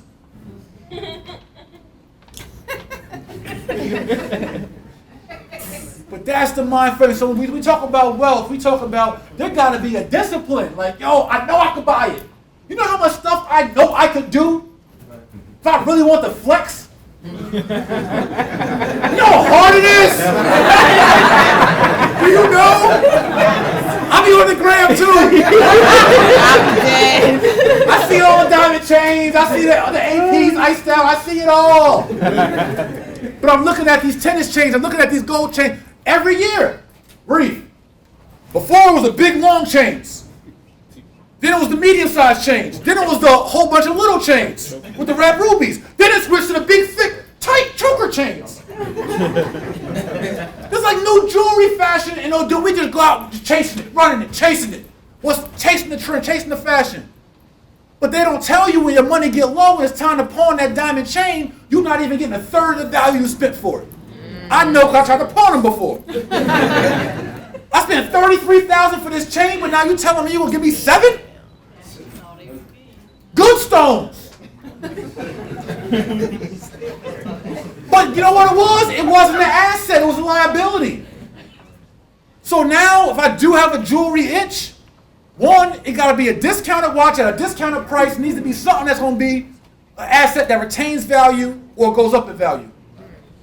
I don't go just buy any watch because it's a trend or it's a look or it's a fad. My watches, my jewelry game got to be an asset too. That's how we look at everything. We walk, we live from a mind frame of wealth. My queen practices high-low fashion. Yep. Yeah, she got a bunch of $5,000 bags, but she got some $7 Forever 21 stuff on too. Everything ain't got to be high fashion. You mix your high with your low, you balance it off. Everything ain't got to be that. So it's us reshaping our mind frame and prioritizing our last name first. Like if we want this Morrison thing to really be what Ford Motor Company, what the Ford name means, what the Rothschilds mean, what the Ralph Lauren name means. We're going to have to do some disciplined hard work because we didn't get that kind of head start.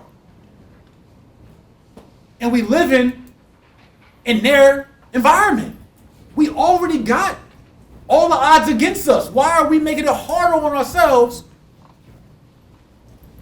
Making dummy moves, hustling flat-footed. All to keep up with a trend in Joneses, what's called conspicuous consumption, which basically I want to buy a bunch of stuff to show you how much I'm worth. Because it means so much to me about how you feel about me. because my self-esteem is not strong enough. Or because I'm a crab outside the barrel, not the crab in the barrel trying to pull you down. I'm the crab outside the barrel that made it out. And now I need to show and prove to you and flex on you about how good it is that I'm out, and messed up, you still in there. And these are the kind of mentalities that we got to change, but you have to adopt for yourself, and it's hard. It's called discipline. Black folk, discipline. Where you know you can do something, but you don't. Where you know you can spend something, but you don't. Or you revert that expense, that liability, over to the asset column. Dad, the money we could have spent on this trip, on this $3,000 you could have spent going on that vacation to celebrate your 47th birthday, you have 47 of them. Every birthday you act like you was like, now that's cool, you want to celebrate your asset column up. You don't even own your home. You don't own a business. You got $13,000 in the bank, $23,000, you even got $100,000 in the bank. It's not enough of an asset for you to be able to be not being focused on that column like that and just indulging and embracing and just immersed in your liabilities. You're just all in your liabilities. You're just swimming liabilities. The kids is all liabilities. Your kids don't need them sneakers and them belts and them shoes and all of that. And you don't even own your home. Something happened to you, you gonna pass your kids down a Louis bag. You spend more on their shoes or on your bag or your hair than a life insurance that could have inherited them $250,000, $500,000, $1 million. I mean, you can get a $2 million policy for fairly low for what you spent to go to Cancun for your 32nd birthday. We got to change that if we want to do this. So I'm going to bring King Will up in a second. I want to tell you a little bit about King Will Roundtree. He's from Vegas. He flies out all over the country, even on the East Coast where a lot of our stuff is, as my partner, as my brother. And he started as someone in the crowd, literally on an online crowd. Didn't know me personally. We didn't run the streets together or nothing. But he saw me online, saw me in a breakfast club, was impressed by what I was doing. It fit his vision. He was building his company, trying to find his way. He reached out probably like 1,700 times. I'm like, all right, talk to this one, talk to that one. And he just kept following up. He had no ego, no pride. He's like, yo, I know what I want to do. He took my course, learned and understood my strategies, philosophies, and all of that. He invested in himself. Then he couldn't get a hold of me like he wanted to. He paid for my one-on-one coaching. It was a phone call. Oh, a coaching call. He paid to talk to me because he knew he was willing to invest in himself to get where he's at. That's 4 years ago. Came through, learned our strategies, got his coaching. Then he said, listen, we want to expand JMA Masterclass Academy past real estate. I was looking for a credit person. So we did a national outreach for, hey, all y'all credit repair people, holla at me. I want to add that to the JMA Masterclass Academy. He was one of the finalists. And because he had already been on our radar and been consistent, we're like, all right, let's bring Will in. He started teaching our credit mastery course. Then over the last 3 years, I've been working with him, we're working together. He's now built this credit business to a multi-million-dollar business himself. With a within his empire of not just credit repair business, but now with a portfolio of real estate, much of which he bought leveraging credit off of credit cards. Buying houses, cash with credit cards, refinancing, paying the credit cards back off, keeping the properties, being a landlord, getting residual income and equity. We're talking about real gain, folks, family. So I watched Will go from just a online spectator, like live stream, what up? Or online spectator to my partner. Then we funded the Easy Funding program together, which over the last 18 months have put our clients in position for $125 million of funding. Started from online, DM, email, follow-up, message. Again, I just want to show you another face, another person, another journey of the story, and Will's going to break down 5 family credit strategies for building wealth. on the lecture side, watch what you see. Another person that, we can get it. You can get it comfortable enough for you, but you gotta approach this with the right mentality if you really want to build long term. So I want everybody to give a big round of applause for my brother, Will Roundtree.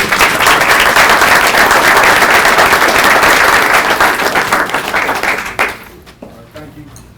Appreciate everybody welcoming me back up. So I want you guys to write this down before I get started. The decisions you made 3 to 5 years ago is a direct reflection of where you are today.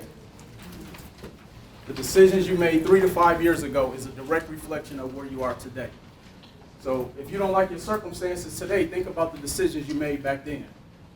And if you want your situation to change in the next 3 to 5 years, decide what decision you're going to make here today. So in 2003, I was forced into a decision. I was working for a company making about $50,000, $60,000 a year, 21 years old. I thought I had life figured out. But the company had been in business over 75 years.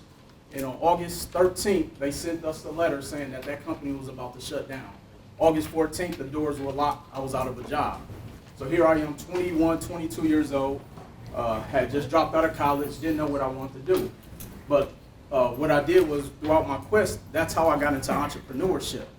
But one of the things that, that I really took heed to that is it all started with my mindset. So regardless of all of the how-tos we give you guys, that's the easy part. I mean, literally, I can show you how to buy a house in a 30-minute sit down. But the real thing is what you're going to take away from it is your mindset. How many people understand that, your mindset pretty much is 80% of your livelihood? Absolutely, because understanding that you're going to get rejection, you're going to get turned down, you're going to have the naysayers, you're going to have obstacles, you're going to have hurdles. I once read, they said that if we had the mind of children, we would all excel a lot further than we would be today. And that's because as we grow up, we're taught fear. Children aren't taught fear. Children are taught fear. We're not born with fear. And so understanding that from a mindset, also from a level of confidence. I talk to a lot of up-and-coming entrepreneurs, and they get, one rejection and they want to quit business. Like it's the end of the world. But, like King Jay said, I've literally reached out to him about 1,700 times. But that was because I was ambitious and I knew what my end goal was. And so in understanding that, losing my job, from there I got into entrepreneurship, which is eventually how I ended up in Las Vegas. For those who don't know, I'm originally from Milwaukee, Wisconsin. Moved to Las Vegas, started working a job, found myself in a pretty good position at the time, making over 6 figures selling internet advertising. So if anybody ever bought a Yellow Page ad on internet, I probably sold it to you guys, because this is one of my markets. And so, but I wasn't satisfied. I understood that, making $100,000 on a 9 to 5 really, to me, wasn't a lot of money. I had a wife and 2 children. Plus, after Uncle Sam gets his cut, I'm bringing home about $60,000 of that. And I'm living in Las Vegas. And so I set out for a quest to really get serious and lock in with my business, which was credit repair. That was around the time I started reaching out to King Jay and really just wanting to do something different, And so from that standpoint, I went back into, thinking of how can I start to create and build wealth.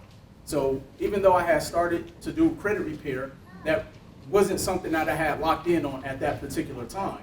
So what I did was I actually invested $40,000 that I had took from my 401k, and I invested in a tax franchise. Anybody ever invested in a franchise before? So one of the things they don't tell you is that it's brutally expensive. And secondly, you have what's called a royalty fee, meaning you have to pay for the license of that company name. Well, needless to say, I failed miserably at that business. I lost $40,000 of my own money. Now, how many in here, if you lost $40,000, you would feel pretty depressed about that? If I lost $4 right now, I'd be depressed. But one of the things that I learned is that, and of course I was down for a little bit. I had just recently quit my 9 to 5 at the time. And so I started networking around like-minded individuals, because again, I want to position myself, I want to be around people who are already the movers and shakers within different industries. And so, again, my mindset is what got me over that hurdle. And so what I did is I started researching and understanding more about how wealth was created, and I started understanding, and I came upon how most wealth was generated by leveraging credit. I want you guys to write that down. most wealth is generated by leveraging credit. And then I had read a statistic that was extremely interesting, and I want you to write this down. 82% of all small and medium-sized businesses were started on credit cards. 82% of all small and medium-sized businesses were started on credit cards. So when I read that statistic, a light bulb went off.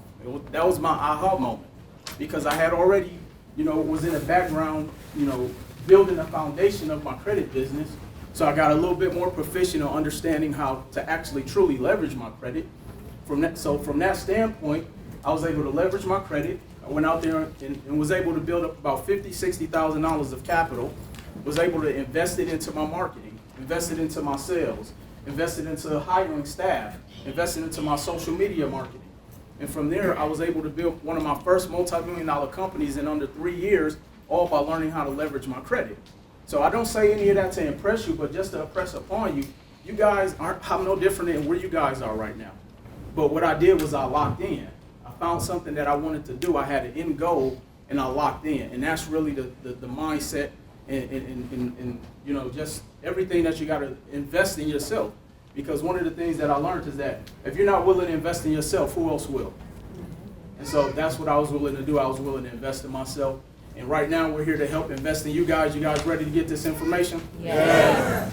I need more energy than that. Yes. Perfect, great. So we're going to talk about what are the top things that are needed to help create wealth through credit. So the first thing we need to understand is you need to know where your credit score is. And I want everybody who has not pulled their credit reports to go and pull their credit reports from creditchecktotal.com. You want to go to creditchecktotal.com. And the reason we like to send people there is because it's the most accurate that we've seen of all the credit monitoring services. It's actually going to give you a 3-in-1 report. What do you think about Credit Karma? I was actually about to get to that. So Credit Karma, any realtors in here? Do banks like to use consumer reports? No, they don't. Credit Karma is a consumer report. Another fact a lot of people don't know, how many people know that Credit Karma is a credit card bill? All they're doing is gathering your information and trying to sell you credit card applications. And every time you apply, whether you're denied or approved, guess what? They get a check. That's all Credit Karma is. Y'all didn't know that, did y'all? See, we get what we pay for. Credit Karma is what? Free. Free. That was a trick question. Credit Check Total, do you have to pay for it? Absolutely. It's $1 for the first 7 days. After that 7-day trial, it's $29.99. And I hear some people got a little deflated when I say you got to pay for it. But I know people who pay more for cable television to watch the Kardashians than to go and check how to create and build wealth from their credit. So yeah, this is an expense. I'm going to let you guys know that up front. So we should know where our credit scores are. How many people have pulled their credit in the past 6 months? So next time we come back, it's going to be everybody, right? Right? Yeah. Okay, perfect. So now, once you pull your credit report, I'm going to let you guys know how to build a perfect credit score. You guys want to know how? Yes. Okay, so there's 5 pillars, or the 5 pie slices, as I call it, of what it takes to build a perfect credit score. And I'm going to break down those components. So the most important component is payment history. Your payment history is 35% of what makes up your credit score. 35% of what makes up your credit score is your payment history. So now, where does that payment history come into play? Credit card payments, mortgage payments, student loan payments. Everything that you have to make an actual payment, you want to make sure that you're always on time. So, one of the things I always tell people is that life happens, and it's, I always see this happen. Like, I see a lot of clients that we sit down with, they'll get a $15 credit card payment that they missed, and their score drops. How many people know for one late payment, your credit score can drop 75 to 100 points? For one late payment, on a $15 credit card payment at that. So one of the things I always recommend, and you want to write this down, you always want to set up your bills on auto pay, at least for the minimum. Set your bills up on auto pay. Because understand, you may be on that vacation in Cancun, you may be at a birthday party, you may be out of the country, or whatever the case is. The last thing you want to do is come back home and you got a $15 credit card payment that you missed. Now understand, they do have what are called grace periods. Now how many people in here know that not all finance payments that you have has a grace period of 30 days. Some of them are 10, some are 15, some are 30, some are 60. So what I recommend you do is call all of your financiers, your credit card companies, your banks, whoever you're making a payment to, and find out what that grace period is. Because they do give you a grace period. And once you exceed that grace period, that's when you get that late payment. Okay? So your next component of what makes up a perfect credit score is credit usage. Credit usage. And it's 30% of your credit score. Credit usage. Now, who can tell me the two different types of credit? Anybody? What's that? Good credit and bad credit? Right. What was that? You got revolving credit and installment. Yes, write that down. You have revolving credit and you have installment. So installment credit is when you have a fixed payment. An installment account or installment credit is a fixed payment. Your mortgage, your auto loan, your student loan debt. A revolving account is anything that has a revolving balance. Credit cards and department store cards. So I can remember when I got my first credit card, I was about 19 years old. And I didn't think I had to pay it back right away. Y'all are laughing. I'm pretty sure y'all thought that too, right? So I thought that because nobody ever taught me anything about credit. When I grew up and I moved out on my own, I just thought I had life figured out. My parents didn't sit me down and talk about credit. So again, that's why it's so important to get this information, because guess what? I talk to college students who think that all the time. Normally, where do most people get their first credit card at? College. You know, I speak to so many college students that think they don't have to pay the credit card back until after they graduate. Setting themselves up for failure right out the gate. So again, what you don't know can what? Can hurt you, but now we know better. So credit utilization, 30% of our score. Now, one of the top reasons most people credit scores are impacted is because of credit usage. Most people don't even need credit repair. Their credit isn't horrible. They just need to pay the credit card bills down. So what does credit card utilization look like? Okay, let's say you have a $1,000 credit card. Life happens. You got to get your brakes fixed. $700. What's the credit card utilization on that? What just happened to your score? 80 to 150 points. Just because life happened. Did you try to skip out on a bill? Did you miss a payment? No. This is why I say understanding. And, Jay talked about this earlier. We've been taught to look at credit as a consumer as opposed to building wealth, because we've been told all of the things. Credit cards are bad. Don't get credit. This, that, and the third. And I always tell people, it's not that credit cards are bad. It's that people who are irresponsible with credit cards are bad. You guys will get that on the way home. Because I know people who burn checking accounts up. I know people who's burned every single bank in their city. They have to move to the next town. True story. It wasn't me though. So, understanding that because this person, his big mama told him that credit cards is bad, he or she, they have $1,000 worth of credit, life happened, credit score just took a dip. So now, I always tell people, and I want you guys to write this down, at minimum, you should have access to at least $10,000 worth of credit. Minimum $10,000 worth of credit cards. Because credit is a lifeline. It's in a case of emergency.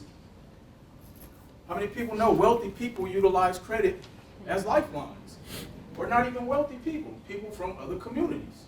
I talk to individuals who say, oh man, I lost my job, how you living? Oh, I got $50,000 worth of credit, so it's gonna get me by for the next 6 months.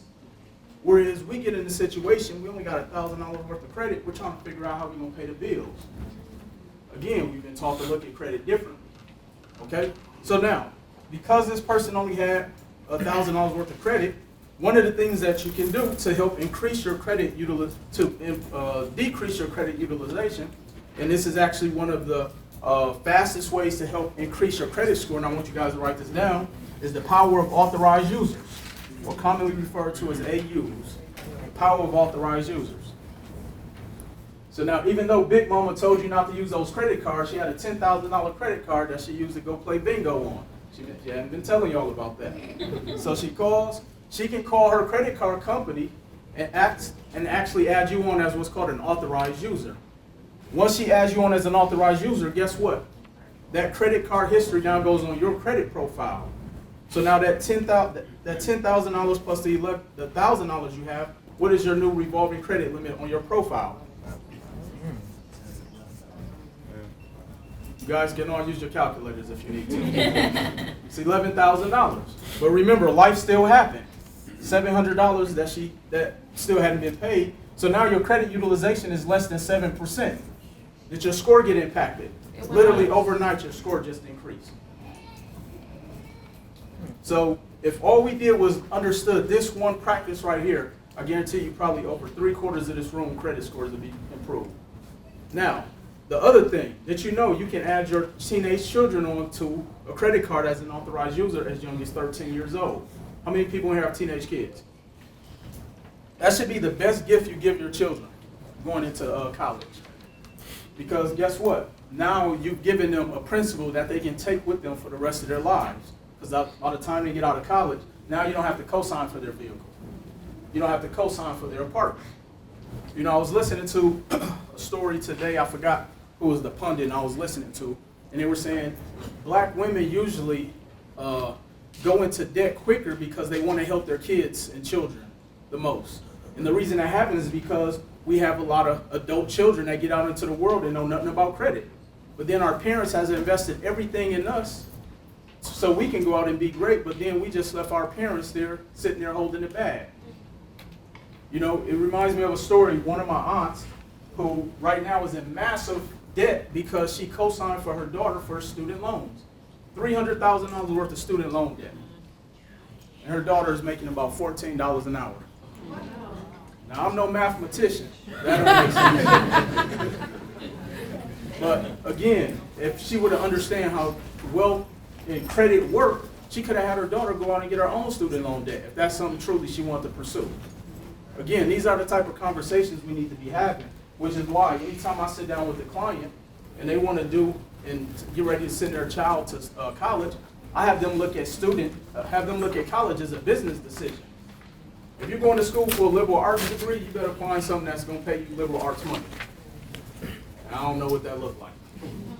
So again, we got to start looking at things differently from the mind of a business owner or entrepreneur, not just consumers. You guys with me? You guys learning something so far? Yeah. Just making sure. Y'all don't still have the itis, all right? So you have 35% payment history, 30% credit utilization. This is 65% of what makes up your score. Just these two components are the two largest components of what makes up your credit score. If all we did was focus on these two, I'm telling you, you will be in a better position credit-wise. And again, your credit score is not just about that 3-digit number. You know, it's interesting because I talk and meet so many different people who are actually intimidated by their credit. Has anybody ever been there before? And that's because it's because of the lack of information. And understanding that credit is really not even about the score. It's more about the credit profile. I want you guys to write that down. The credit profile is more important than the credit score. And the reason that is, and I'll give you an example. Take someone who's fresh out of high school, 18 years old. They have a $300 secured credit card. As long as they make payments on that credit card for 6 months, keep a low balance, they're going to have a 750 plus credit score. Does it mean they can go and buy a $250,000 home? That's interactive. No. Does it mean they can go and get a $250,000 worth of business credit? No. Not at all. But take that same person, same $300 credit card, they max out the card, it goes to collections, and they get a late payment. They got a 400 credit score. Does it mean their credit is horrible? No, it doesn't. At least you know you participate. It doesn't mean that it's horrible. It just means based off of the information on what made up that profile, that's what the score is. And that's what I see what happens a lot. We get intimidated by the score. You know, when I first started working on my credit, I had a 400 credit score. I thought it was decent. I didn't know that was horrible. Again, I wasn't taught anything about credit. And so understanding that first of all, we have to get out of the denial start by pulling our credit and understanding what makes up a credit score. Because a lot of times, us doing the right things, us not knowing what is right and what's wrong is what ends up hurting us. Going back to this whole scenario where our credit usage is a big component of what makes up our score. All right, next component. 15% of our score is length of credit history. Length of history, 15%. What does the length of history looks like? Let's say you have an age of file that's 10 plus years, and then you're always constantly going on what are called credit card binges, meaning you're always constantly applying for things, and most of them are denials. Every time you go and do that, guess what? Your average age of file decreases, your score drops, just by applying for a bunch of new credit. So understand it. And for those who don't, anybody here familiar with my book, Credit is King? All right, so everybody buying a copy today, right? Yep, let's do it. Y'all heard that, right? All right. So that's why on the front of my book I have a chess piece. Credit really is just a game. And when you understand the game, you can play the game different.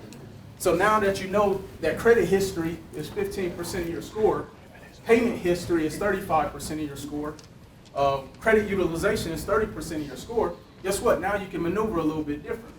You can understand how credit is truly leveraged, which we're going to get to here shortly. So, understanding, if you have a shorter age of file, what can you do to increase your credit length of history? Authorized users. That credit card that Big Mama had, that was $10,000, guess what? That credit card was 15 years old. So when she had you on as an authorized user, guess how much history you now have on your credit profile? What's that? 15 years. Y'all don't seem excited about that. I'm telling you, this is $1 million game. This class was free today. So we putting y'all up on something. Because again, this is the information that's changed my life. This is the information that, has helped other countless business owners create multi-million-dollar businesses because they understood the power of leverage.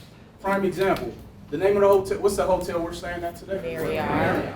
Okay, the Marriott was started, I think, around 1929 by J. Willard Marriott.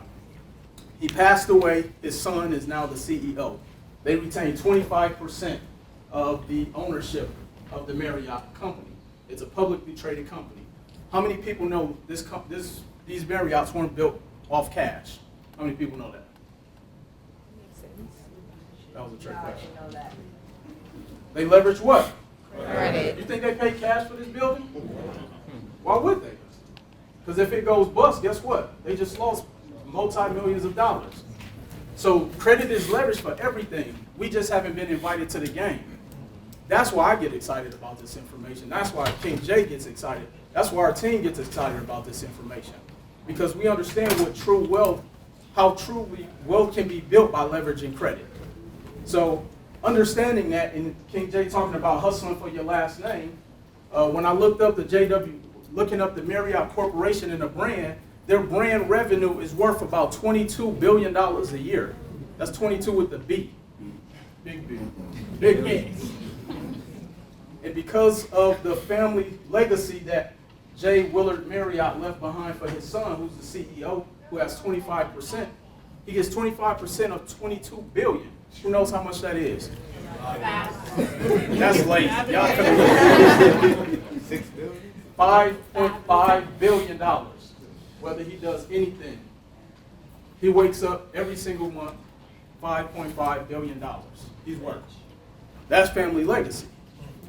But that's because they got the information. So hopefully you guys aren't taking this information for granted, because I'm telling you, what they say, if you want to keep something from somebody, what do? Guess what? We stole all their secrets and we put it in our books for y'all. And then we giving it to you. So it's no excuse why we leave here and we're in the same situation 3 to 5 years from now. Like I say, the decision you make today is going to determine that. So 15 years, adding on as an authorized user, now your length of history increases, because guess what? Everything I'm showing you is also what bank underwriters are looking for. So if you're trying to improve and get wealth and get access to lines of credit from the banks, everything I'm showing you guys is what bank underwriters look for. Length of history, that's an important piece of it. So by becoming an authorized user, now, how many people in here know the strategy of utilizing authorized users? Okay, so who doesn't know what an authorized user is? Let me start from there. Okay, so what's that? Also, live stream, YF's asked, with authorized user, does it affect both credit profiles if one payment is missed? Very good question. So if a person gets a late payment and you're an authorized user, both of y'all now have late payments. So that's why this information isn't just for y'all. This information is for the individuals who you may need to go and ask Big Mama to put you on as an authorized user. You know, I would tell my clients, if someone's going to add you on as an authorized user, you should pay that credit card bill for them, or at least split or bust it down, because a fair exchange is not a what? It's not a robbery. If I'm going to help you, you need to help me. And so understanding that if I'm going to go on this credit card, I'm going to make sure they don't get a late payment. And that's how my mindset works. Again, it all starts with mindset.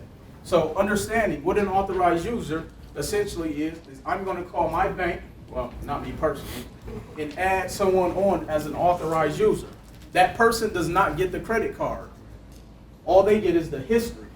So if it's 15 years old and it's $10,000 credit card limit, guess what goes on your credit report? That history, and literally overnight. So let's say you have someone who has a blank credit file. Anybody know somebody here that has no credit? You add somebody on that is authorized user, 700 plus credit score. Literally, overnight. Yes. No.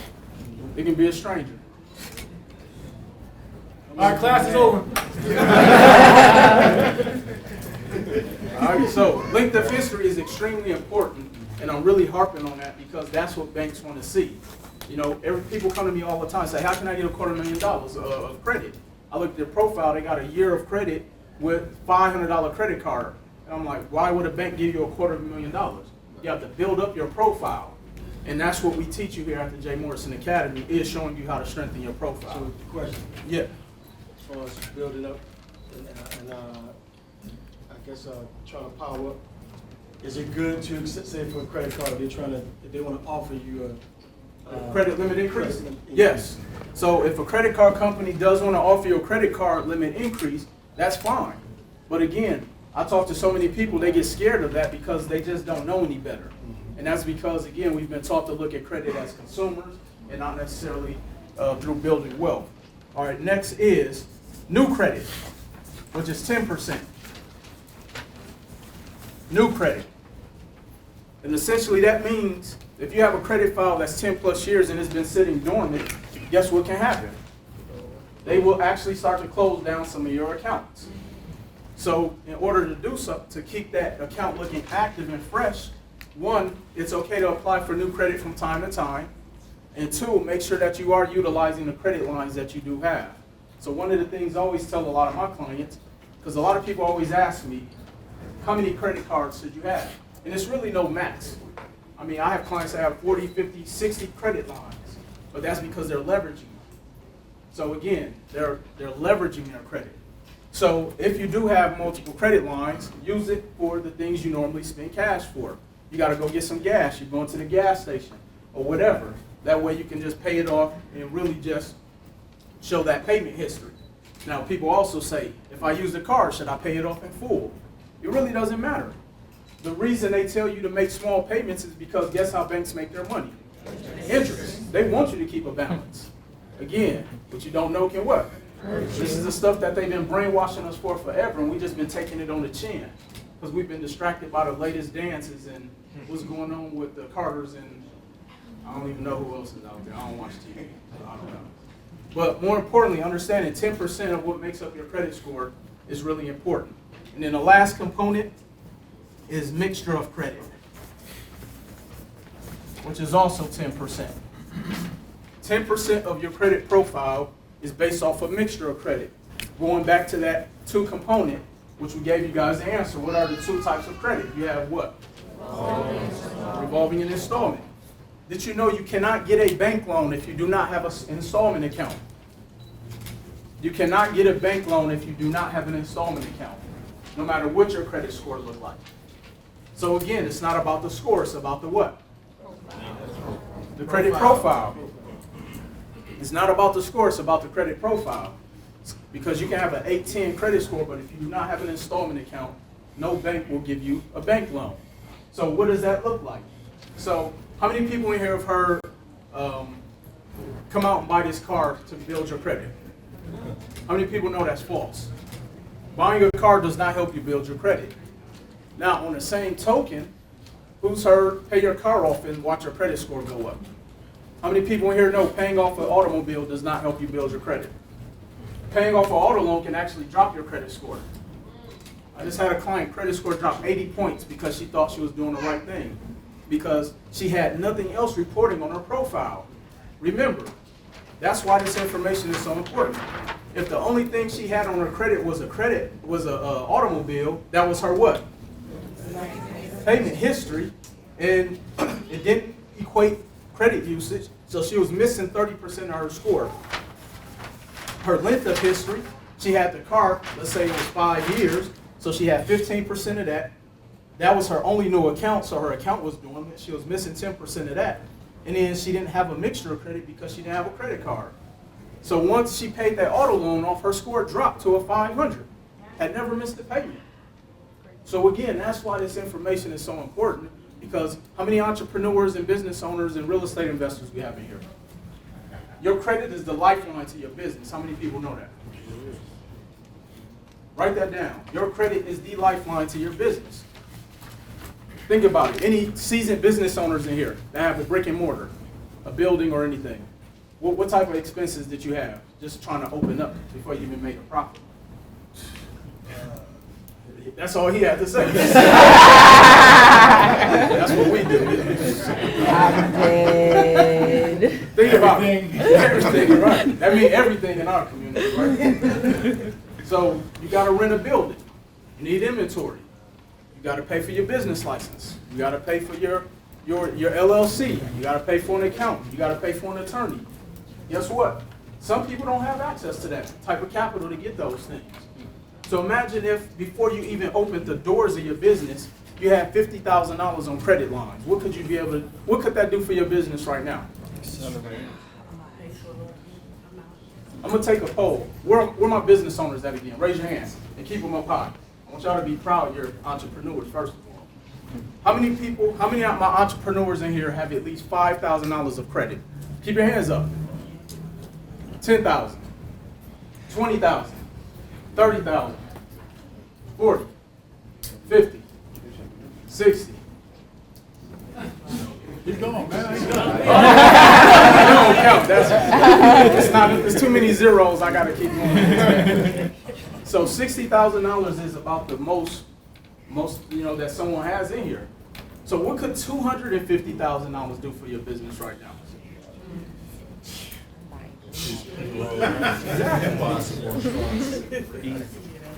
Exactly. We had clients that's come through our process, our program, our easy funding. Literally, their business was 3 days old, and within 10 days, we got them over $79,000 worth of credit.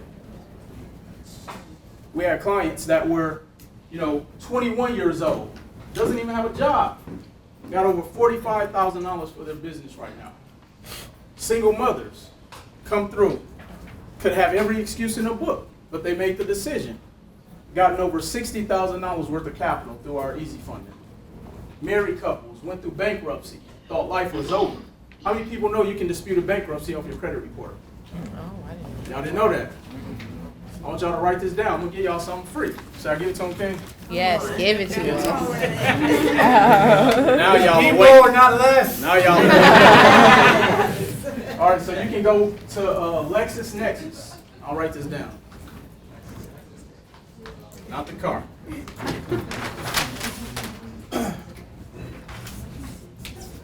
LexisNexis. And you can go and do what's called an opt-out so that they can freeze your public records. You can opt out and freeze your public records. So if you have a bankruptcy on your report, you want to go and opt out and freeze your public record and then go and dispute that bankruptcy. You have a 75% increase of getting that bankruptcy deleted from your credit report. So now, for those who don't know what first, that's right. Collections can be disputed, but that has nothing to do with LexisNexis. So for those who don't know what LexisNexis is, it's Big Brother. Literally everything about you they have access to. Every job you worked on, every address you lived at, all your income, all of that. So if you want to know something about somebody, go pull a LexisNexis report. See who they really are. But more importantly, you can go there and opt out and have that information blocked. So how long do you have to wait to be able to dispute it once you freeze? Once it's been discharged. So as long as the bankruptcy is discharged or dismissed, you can dispute it. And when you go and do the opt-out, it takes 72 hours. Thank you. You're welcome. All right, another one. How many people in here know? Never pay your collection accounts. Y'all like, what the heck? Yeah, I heard about that, but I don't know what to do about it. Yeah. I need to know more. All right, we'll put y'all up on some air. Y'all want to know why? Why? See, you participate. I like it.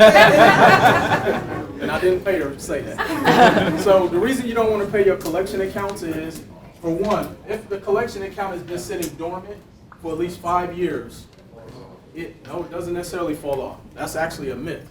A lot of times people assume it falls off after 7, but it doesn't always because they can resell it. But if that account has been sitting dormant, the longer it's been dormant, it has less of an impact on your credit file. When you go and make a payment to that collection agency, guess what? It re-ages that account. So paying it actually can drop your score. Had a client, she got a $15,000 inheritance. When it paid off about $12,000 worth of debt, her score dropped 175 points because what she didn't know hurt her.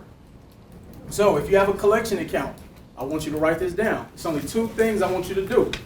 One is if you pay it, you must pay it in full and request a deletion letter. If you do pay it, you must pay it in full and request a deletion letter. Never do a settlement. Reason you don't want to do a settlement offer is that, for one, it can re-age, and 2, if that debt is still within the statute of limitations, they have the right to come back and sue you for that debt. And for those who don't know what the statute of limitations is, that's the time frame they have to sue you for a debt, which for most debt, it's about 4 years. What if they try to sue you? What if they do try to sue you? Then if it's gotten to that point, you want to do a negotiation with them. Yeah. Let's hold questions. Hold questions? Okay. Yeah, let's hold questions, please, so we get through. All right. And then the second thing with the collection account is you want to dispute it. Always, always, always dispute. I recommend you dispute first. Now, when you dispute, a couple of things. Never dispute on a credit monitoring service. Never dispute on a credit monitoring service. Reason being, the credit bureaus use a software by the name of eOscar. When you dispute with the credit monitoring services, the same software they're using is what? I gave y'all the answer already. eOscar. That was a trick question. eOscar. And so essentially what you're doing is trying to kill them with their own poison. They're immune to it. So you always want to dispute by paper and by mail, by certified mail. Always dispute by paper, by certified mail. Literally, how many people know you can dispute anything reporting derogatory on your credit? Charge-offs, collections, repossessions, voluntary or involuntary, it's the same thing. You can dispute anything reporting negatively because based on the Fair Credit Reporting Act, we have the right to dispute anything reporting derogatory. And when we dispute, because at the Academy we have a full-on credit repair team that are knowledgeable and that does things ethically, which is extremely important. We're not disputing saying, hey, it's not yours and this person has never been late. When we dispute it, there are different laws that are put in place that have been legislated to protect us as consumers. So when we dispute it, we want them to prove that debt down to the penny. And if they can't prove it down to the penny, guess what they have to do with that debt? Delete it. We had a client, $357,000 account got deleted. Wow. It was from a short sale. Guess what? They couldn't prove it down to the penny. Literally came into our office in tears because he had been trying to get and become a homeowner. But again, because a lot of times we put ourselves in positions mentally where we think it's not possible. But he made the decision to go and change his circumstance. went through our credit repair program and now has been a homeowner for the past 3 years. Again, because somebody gave him some bad advice and told him it would stay on there for 10 years. Believe it or not, a lot of times when I'm talking to people, most people get their credit repair information from, or this is most people's form of research. Let me go ask my cousin Ray's big brother. We got to stop getting research and information from people who know nothing about the industry. Let me ask you a question. Would you go to your mechanic and ask for medical advice? So why do we go to our brokest friend and get financial advice? I see it happen all the time. Hey, what you think about that Jay Morrison thing? And I don't know. We see it all the time. So we gotta get the information ourselves and understand. You gotta take a risk on yourself. You don't have this saying, always bet on yourself. How many people are willing to bet on themselves? Keep your hands up. So out of everybody who's willing to bet on themselves, who sees themselves joining our team within the J. Morrison Academy today? Y'all got a picture of that, Eugene? Shut up. What's that? Absolutely. So again, just those principles that I showed you guys, and I'll go back through it real quick. Understand that 35% of our score is based off of what? Payment history. This is in unison. Payment history. 30% of our score is what? Credit usage. And if you have, what's the minimum amount of credit you should have access to? 10,000. And if you burn every single bank in the city, what do you do? Move to the next.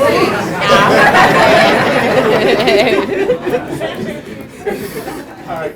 Length of credit history is how much percent of your credit score? 15. Okay, and then 10% is what? New credit. As well as? Mixed credit. You guys are all credit experts. 95% of people don't even know this. 95%. I speak to investment bankers. I speak to general managers at car dealerships. I speak with branch managers at banks, and they know nothing about credit. The reason I want you guys to know this is because guess what? These are the individuals who are advising you, and they're holding your money. I see it all the time. So again, this is why this information is so important.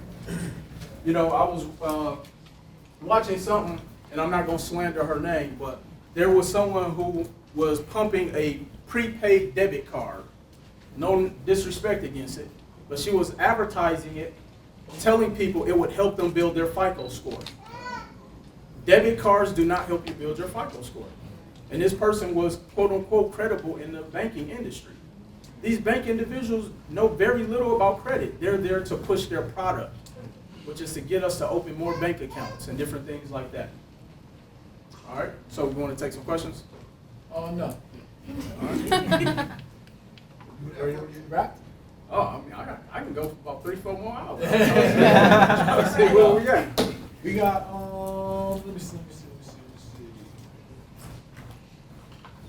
All right, nope. 5 minutes, whatever you want to do. 5 minutes? All right, I'll take some questions. I know we got some. Hey, what about you speak on one of your videos about credit lines that you can like buy credit lines? Yeah, that would be essentially the same thing as authorized users. We do have access within resources that we recommend and refer for people to be able to get those, because a lot of people do get scammed. So if you're going to offer that with JMA? Well, we have resources that we can refer you to for trade lines, but I'm just saying, if you're just going to go on the internet and just go with some random company, you're going at your own risk. Yes. Any other questions? Yes, Ken. Hey, you think I got a secured credit card? Should I ask to increase the limit? Yes, and depending on how long you had them, you may want to ask to see if they'll convert it into an unsecured. A lot of banks, after about 12 to 18 months, they will convert it to unsecured. It also just depends on the bank. Yes. So for those of us that don't have big mom to piggyback on, I have like several clients that are in issues with credit. So what can they do to improve their credit? So one of the things is, one, definitely checking with your sphere of influence, seeing if you know anybody. And that's why, like King Jay said, having that meeting with your family and saying, okay, who in here is credit savvy, who's proficient, and seeing who is in what position. If all else fails and you don't have that, then that's why you want to definitely contact us at 844-JOIN-JMA. 844-JOIN-JMA. Write that down. Who else had a question? Yes, Ken. I think you said earlier, anything that's reported negatively on your credit report is disputable. Yes. On student loans. You can dispute student loans if they're in collection status because they still have to be reporting the information accurately. And how many people in here know what's the percentage of credit reports that have inaccuracies on there? 70%. 70% of credit reports are inaccurate. So, and it's not saying it's inaccurate meaning it's not your debt. It's inaccurate meaning they're not reporting the right information. So again, a lot of times, because we don't know this information, we just take it on the chin. Yes, Queen in the back. Yes. It's a two-part question. About how long does it take for you to notice the difference in your credit score if you become an authorized user on someone's account? Good question. So with the scenario I gave you, let's say you have $1,000 worth of credit and you become an authorized user on the $10,000 and it decreases your usage. Literally, once your credit file updates, you'll see an improvement in that score. Okay, and then the other part of the question is, how long would you recommend staying on someone's account as an authorized user? Should you ever? That would be up to them. Okay. Yeah, so if they want to leave you on infinitely, they can. I will say if you think they're going to go, now one of the caveats is you want to make sure their balance is less than 10%. So if they deem and say, hey, I'm about to make a large purchase, I would ask them to remove me, time being. Because while you're on there as an authorized user, you need to be leveraging that time to be building your own credit. So yes. Oh, you already had a question, Ken. I'll come back to you. Yes, Ken. So I recently paid off a credit card today. I'm trying to figure out, when they called and asked for me to pay it, they said I had to pay a certain amount. So I ended up paying it, but it came at me over the phone like it was a settlement. So I just paid it. But Have you pulled your credit reports? Huh? Have you pulled your credit reports? Yes. Because based off of that, it sounds like you don't know what's going on with your file. So I would definitely dig a little bit deeper and see what that. Pay off a credit card like every week or every 2 weeks. Say that again? I said I was going to just basically pay off a credit card every week or every 2 weeks. Is that good? I mean, paying it off is always a good thing because it keeps your balances low. Say that again? Would that raise my credit score over time? It depends on where your usage is at. It's because keep in mind. These are old. These are like old credit cards. So that sounds like some debt. That is debt. Oh, you made it seem like it was open accounts. Oh no, it's debt. No, if you pay them off, you still want to dispute them because it's still impacting you. Okay. Yeah, they probably still have a collection tied to it. So yeah, you want to dispute those accounts. Yeah. 2 more questions. The deletion letter, is that something that we can get from y'all, or is that something you got to create on your own? No, you don't even create it. What you do is when you call a collection agency, you're saying, look, I want to pay this in full in lieu of you giving me a deletion letter. If they don't want to give if they don't want to give it to you, you don't pay it. You hang up the phone, pick up, call again. Oh, okay. Yes. Last question. King in the back. With this incredible credited reporting agencies like those. Say that again? Credible credits reporting agencies. I'm not understanding the question. Like the website you gave. Oh, Credit check I didn't hear you. Oh, creditchecktotal.com. Creditchecktotal.com. Okay, you're welcome. All right, big round of applause for Queen Will, please.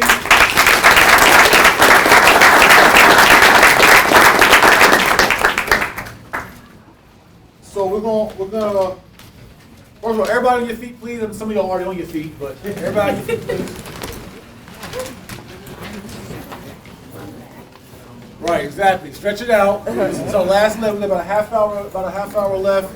I want to just bring us home with some round all this out for us. And real quick, for all the priceless information that you all got for free from King Will, I need a bigger round of applause for.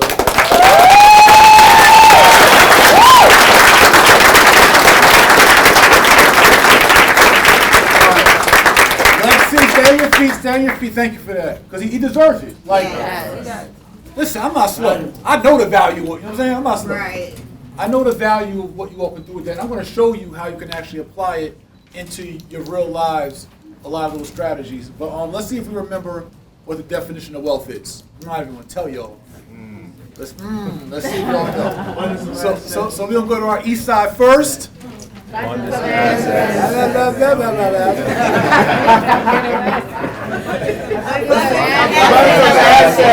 Try it again, east side. Abundance of assets. West side. That supersedes your liabilities. Try it again. Abundance of assets. That supersedes your liabilities. That's why y'all slow. Look what's going on over here. Supersedes your liabilities. That supersedes your liabilities. That supersedes your liabilities.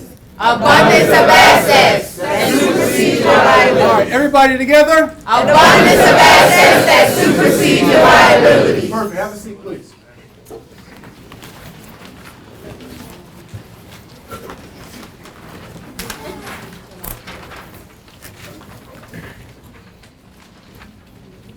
So, again, our goal is for you all to be able to take these strategies, apply them into your real lives, and build wealth for your real family in this lifetime. And what we've identified is that there's 5 kinds of rich people, right? We call them our 5 kinds of rich. You all can take notes on this. And so first we'll say, there's your cash rich people, right? These are folks that have cash in the safe deposit box, in the shoe box, under the mattress, in the savings account, and a checking account. You have liquid cash to spend. But remember, our goal in building wealth is to increase our abundance of assets while we decrease and limit our liabilities. So even if you got a big old bag of cash, that money has to work for you at its fullest capacity. You know, when I got 100 grand, I got 100 grand. I got 100 grand. Damn, I got 100 grand. And that 100 grand just sitting there is not helping your family asset column. It's where can that 100 grand perform and produce the most for me. So if that same 100 grand you had could have been sitting in a 100 grand, $100,000 house, and that house brought you in just $500 a month of profit, $6 grand a year. That's now making you more than it was making you sitting in a shoebox or a 0% interest savings account. Now, with that $6 grand a year from the $500 a month of rental income, just per se, on that $100,000 house, if then now in 5 years, that now made you $30,000. But over that same 5 years, the house appreciated from $100,000 to now $125,000. You now have $25,000 of value in the house, new value, over what you paid, which is called equity, which goes in your asset column, plus the $30,000 you made from the house through rental income. So now you up 55 from the same 100 was sitting there looking pretty. You now up 55, but then you were able to write off the interest on the mortgage over that 5 years from your earned income during tax time, and write off the maintenance you put on the house as a rental property, and cost segregate the personal tangible property in the house, meaning you wrote off the doors, you wrote off the ceiling fans, you wrote off the recessed lighting, you wrote off the stairwell, anything you could take off from a rental property that you could take off with a hammer or a screwdriver, you can write off as a personal tangible property through cost segregation. So now from all those tax benefits you got from the house, you were able to write off 50 grand from your earned income. So now if you made $100,000 because the restaurant did well that year, instead of saying you made $100,000 and paying the IRS 30% of that, which would be 30 grand in taxes, you now wrote off $50,000. So now they see you was making $50,000 at a lower tax bracket, and now you're paying 20% on $50,000, which is just $10,000, and save yourself $20,000 now of taxable expense, plus the $55,000 you made from appreciation and rental. So now you up $75,000 off the same 100. Now you could have did that and used that $100,000 as a 20% down payment on a $500,000 building, and that building, instead of bringing you $500 a month, was bringing you in $5,000 a month. You now are making $60,000 a year instead of $6,000 a year. Over that same 5 years would have been $300,000, with a bigger building, with more things to write off, bigger interest to write off, more personal tangible property to write off. So now instead of making $100,000 a year, you now wrote off the whole 100 and paid no taxes. This is why what my point is. That's why the stock will go forever so much. I can teach you, he can teach you, like our staff in school can teach you. We now have 6 instructors that specialize in everything now. We have a new tax lien coach coming on in the next few weeks. We teach cryptocurrency, stocks and finances, real estate investing, wholesale mastery, buying and flipping, commercial real estate. You just gotta be committed to get the game past, I'm gonna pop up on the gram or YouTube or attend a free class. If I let Will sit here, and as you should, because I would if I were in your seat, I'd ask him every strategy he's willing to give me. But now if I offered you 6 months of mentorship calls with Will, weekly calls, how many of y'all take advantage of that and had a cost to it? Some people didn't even, some of y'all say, well, what's the price? Because your mindset is a poor person's mindset. Some said, I'm in, we'll figure it out. When you hear Jay-Z and Beyonce coming to Baltimore, honey, we going. You ain't even look at Ticketmaster yet. You ain't asked what's the price?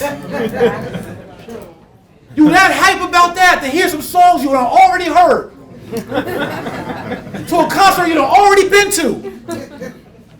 Because the Carters are on the run tour. But the Robinsons are broke. That's our problem. For us, I'll tell you in a minute, I don't care where you get the game from. You don't got to support our school or attend our school or nothing. That's up to you and your family. I know what we bring to the table. We bring the table to the table. There's nobody in this industry that teaches it as robust, as clearly, comprehensively, and as affordably as we do. But you got to make the commitment, not for us, not for me, but for you. And not just be into a take mindset. That's our problem. We don't believe in fair exchange, no robbery. See, I believe it's okay to use someone. It's wrong to misuse someone. Use me, and I'm going to use you, bro, and now we just use each other.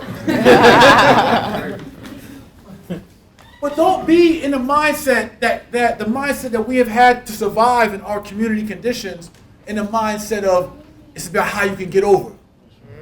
Well, all the information y'all done got, you should have the mindset, because I'm telling you the mindset I have. You should have the mindset of, yo, I already know this, I'm going to support anyway. That's right. I'm going to buy the course, I'm going to give it to somebody else in my family that need it. You should be coming to the table with that kind of mindset. That's the spirit of abundance. Whatever you put out, you get back.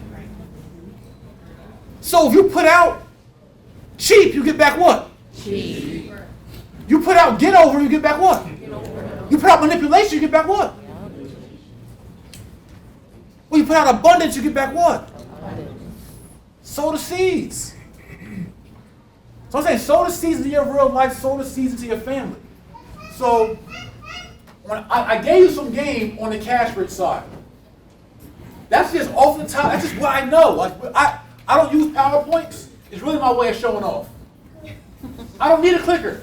I don't need to read on the screen and tell you what I already know in here and what's in here. I don't got to rehearse. I don't recite. I don't do that. I can talk for hours on blocks, on corners with drunks, crackheads, dope fiends in hotels, in prisons. I can lecture anywhere on anything when it comes to this. Because I know it and I do it. I do it in real life. And did it coming out the mud. Ain't know nothing about nothing. And so my hope and my belief is that I believe that potential is in all of us. To start from the limited knowledge base you got. But see, putting together the strategy takes work, it takes time, it takes repetition.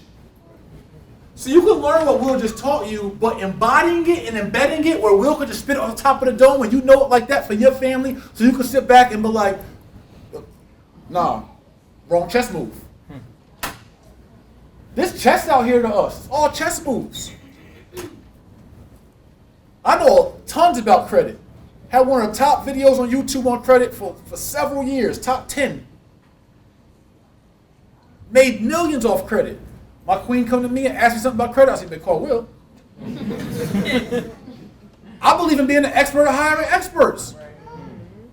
That man does that like he does that. Will got a real estate question? Will is building real. He knows what he knows. He can do it better than most. But why would his big homie right here, right on the line, why would he go try to figure out some real estate syndication when it's same for you all? So what we're going to offer in a second, I'm going to go over this, but we are going to offer you an opportunity to get mentored by us. Get access to calls, whether you want one-on-one mentorship, which is a different ticket, or you want group mentorship calls, and our training. And we're going to give it to you for the super low that's never been offered within our academy. And to live stream as well. This just on the love, on the strength. But you still got to take action so you can continuously be around like-minded people, a whole JMA student community. We got international students in Holland and Nigeria and Australia and Canada. Building with people, figuring out angles. This is the word I want to say in between it. This is what I'm trying to say. Be a master at working the angles. But if your knowledge base is limited, you won't know the angles. It's like Baltimore, for instance. If you're Baltimore born and raised, or West Side born and raised, or East Side born and raised, and that's your neighborhood, no matter how smart Jay Morrison is, I can't maneuver on the West Side like you can. I can't maneuver. I'm a genius. I am brilliant. God gifted me that way. But I couldn't survive on the East Side like you could. Because you know the angles, you know the players, you know the potholes, you know the roads. You know what corner store got the best sandwich. Who got the best chicken box? You know who got the best wings? Sharif's, if you ain't know. I know that much. I know that much about that. My point is, same thing in the financial world. We can be so active as activists, as pro-black, super pro-black. Don't got to worry about what the man got to say and all that kind of stuff. I'm not worried about it because we don't cut our own checks for life. Because we understand the angles. It's like the credit stuff Will was saying. I wanted to just jump in there because I wanted to try to shake everybody and say, is when you embody these strategies, from real estate to credit to tax strategy, insurance strategy, stocks and funds, like when you could just work out here. It's light, it's easy work. Especially where we come from, and the odds that we up against out here, y'all survive B-more. You here right now, you survive B-more. You can do that. This is light work. This is what I'm trying to say when I go to Chicago or I go to these different, I'm in boardrooms running circles around these folks. They slow. All they got was a head up in a game that we didn't get. That's the only reason they dusting us. Because they got years of mom and pop telling them all this stuff, family wealth stuff that we just didn't learn, so they dusting us. We don't know enough. We got more charisma, more swag, more hustle, more ambition, more resilience, more creativity. But they got the game when we don't. Can't win like that. No matter how, I can hop out the biggest Wraith with 1 million gold chains on, be the swaggiest, and hop out on and be more. I ain't running no block. I don't know the terrain. I don't have the relationships. I don't know the culture. If you don't know the financial culture, terrain, and relationships, if you just getting a little bit of Instagram knowledge, and you're going to try to just cheat your way through the street, you're going to get ate up. It's like that in the financial world. People are so in an uproar about the things that we do and the things that I do personally because I think they're just really offended that someone without an MBA, without the financial degrees, who's open about his bruised record in history, is pulling off business moves that they've been talking about. We went out here and did and do. How they trust them with tens of millions of dollars? How do you raise this money? Someone asked, what they asked, what qualifies me? I qualified me. God qualified me. What qualifies me is that I did it. What I'm saying is that what we're going to give you access to, what we're going to teach you, will put you in such a position to be able to see the angles. And once you see the angles with, if you got some hustle, some belief, I think spiritual groundedness is important because entrepreneurship is not easy. Like we stress we had an entrepreneur mastermind, King D, King Sharif, my queen, yesterday. The 2 restaurant owners were all business owners. And we was just like, man, we be crying on each other's shoulders. Man, like, man, it's hard.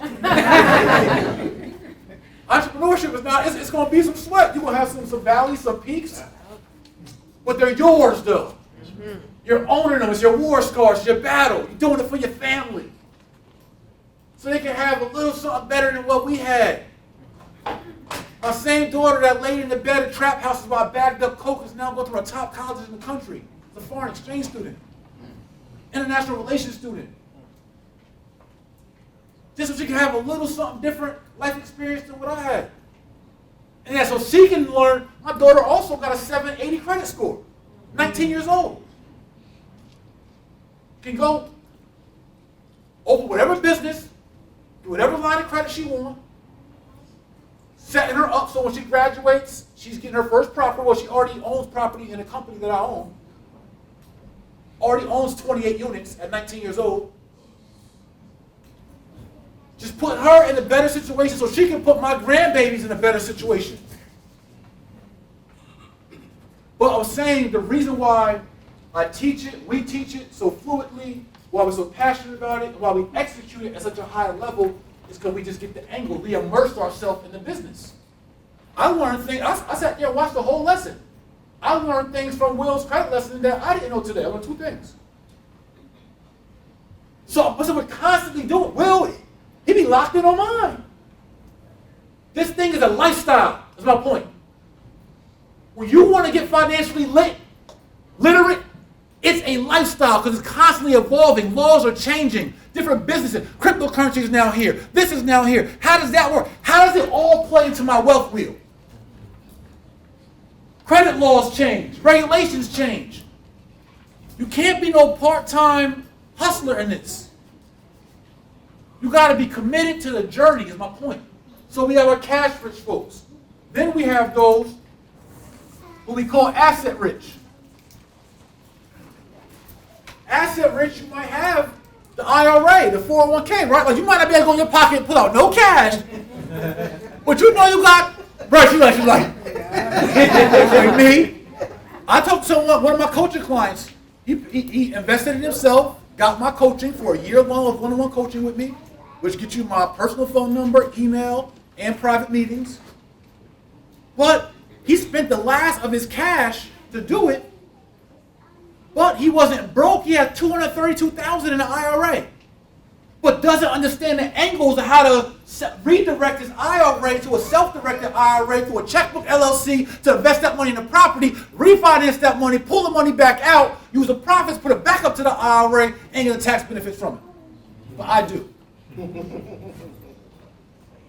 Best investment he made in his life. It's just layers to it. I'm not saying I know everything, but I get the game though. I'm constantly learning. I have mentors. I have advisors.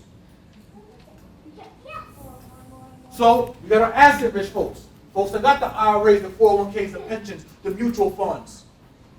But you got to understand the angles too. Is that the best positioning? Is that the best opportunity for your capital when it comes to your long-term vision of building family wealth? As Will said, we just do stuff as robots, as consumers, because they said. They told us to. They, them. Right, they. We don't even know who they is, but that's what they said.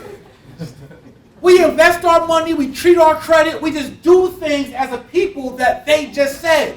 But they never had our best interests at heart.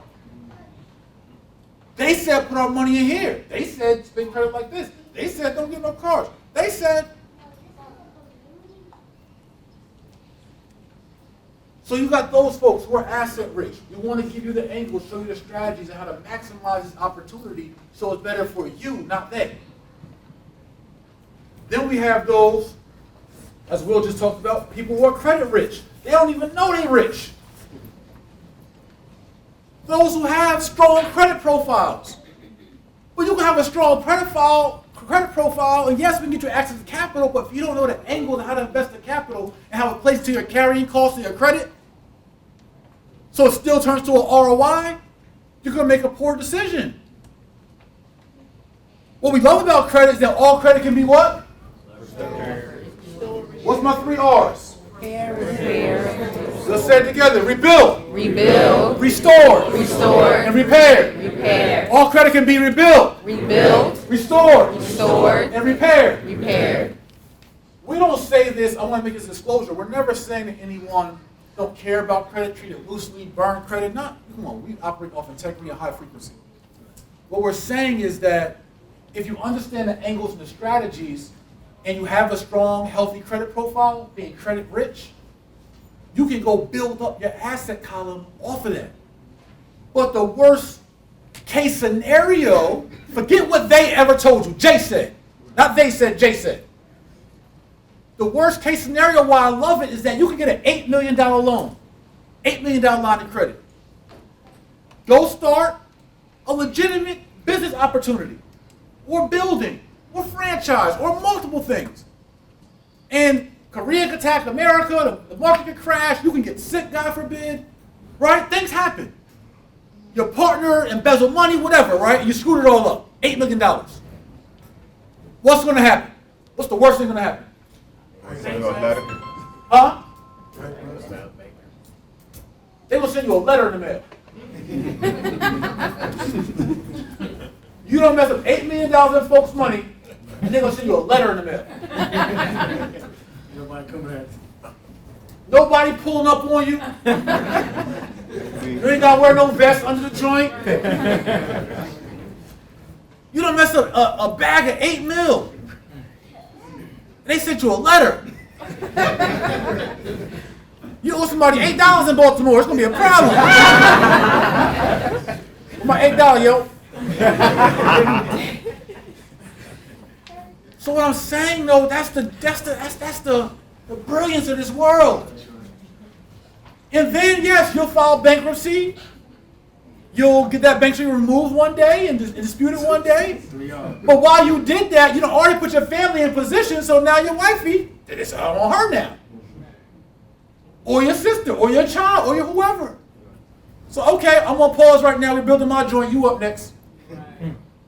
You get the $8 million this time. But this is real. This is how they're playing out there.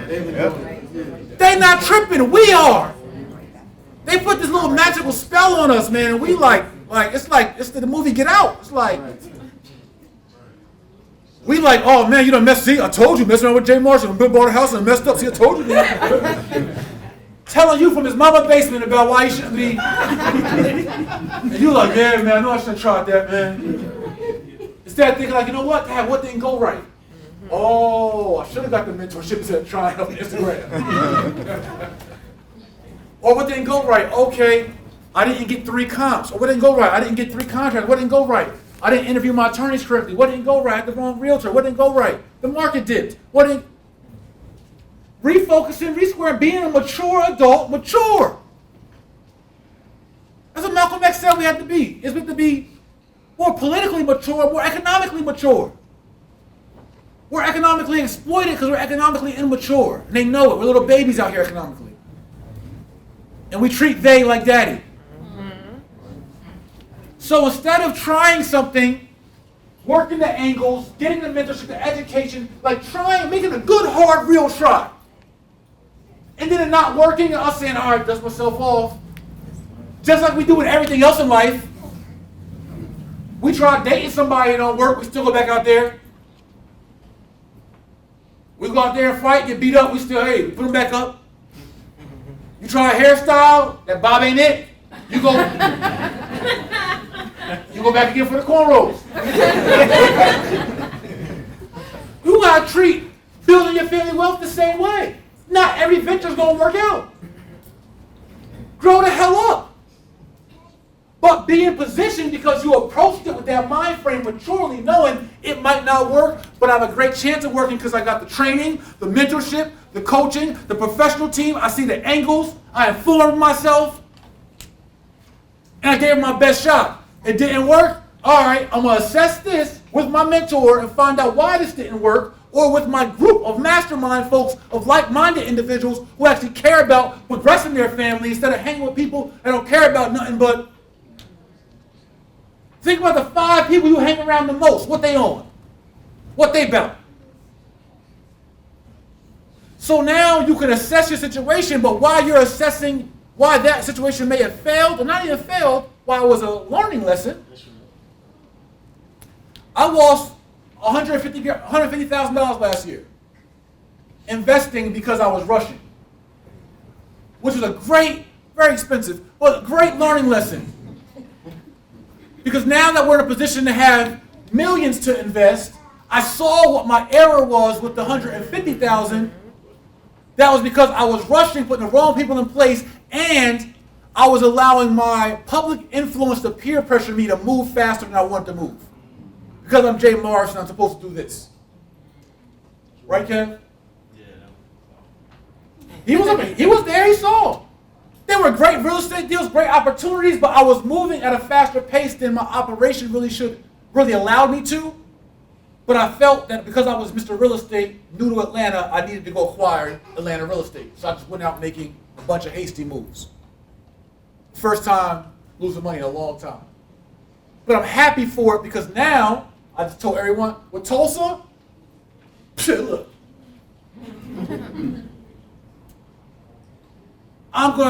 We're making the right moves with the right operations backing it, with the right exit strategy, with the right due diligence, with the right underwriting, with the right everything, because I learned that lesson.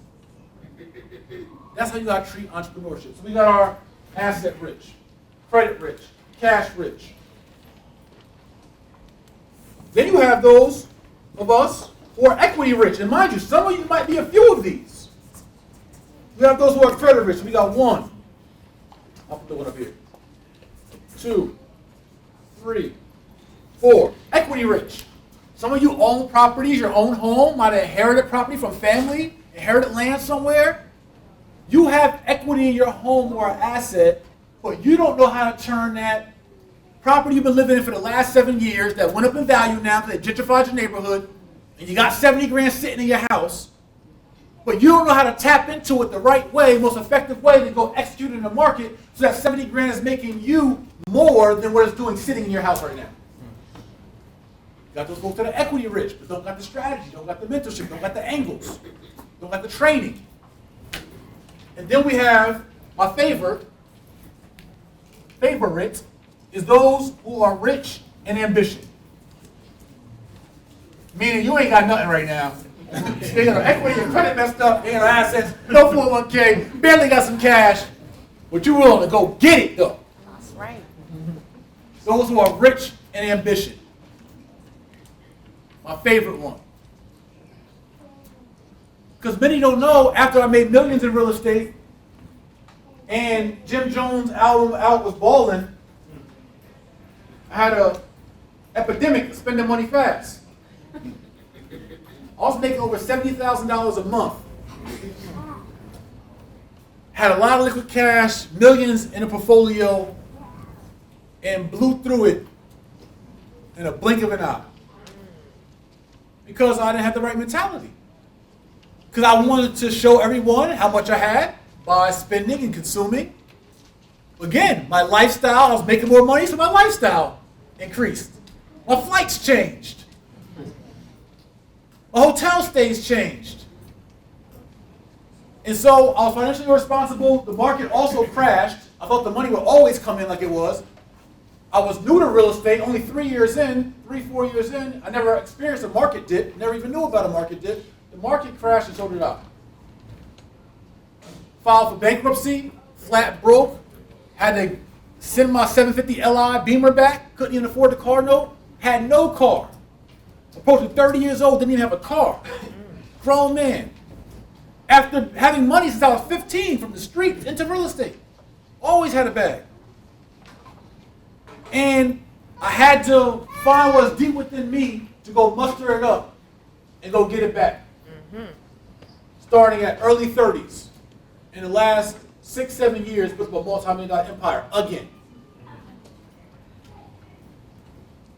from scratch, borrow money from my mom. So those who are rich and ambitious, but what I did have, I still had the knowledge base though. I didn't lose the education I had gained during that time period. So once I got out of my depression, beating myself up for being so stupid, and then from being so arrogant, so prideful, I came back to my senses, got back on my knees, started praying, found my purpose, and started putting these financial practices to use. I didn't have the credit, but I had friends and family that did. They believed in me because they already seen my success. They already seen my knowledge base. So people were willing to bet on me, leveraging their credit or their equity or these other. So that's the other part of this game. Is that if you got the knowledge and the angles, and people know you about it and you serious, your sphere of influence, they may be the ones who are rich in these other categories. You don't always got to start with the bread or the credit or the equity or the assets.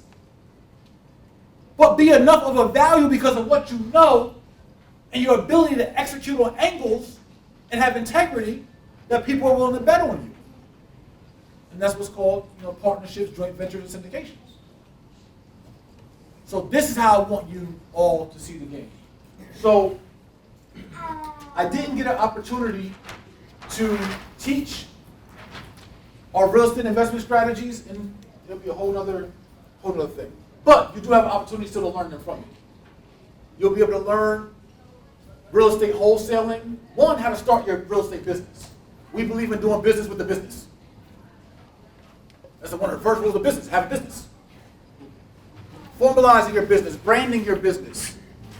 Then we're going to teach you how to evaluate deals, how to look at properties, understand their value, their ARV, after repair value, understand the purchase ratio, what price you should be buying at and why, understand how you find your ROIs on the real estate, how you find your cap rates on rental property.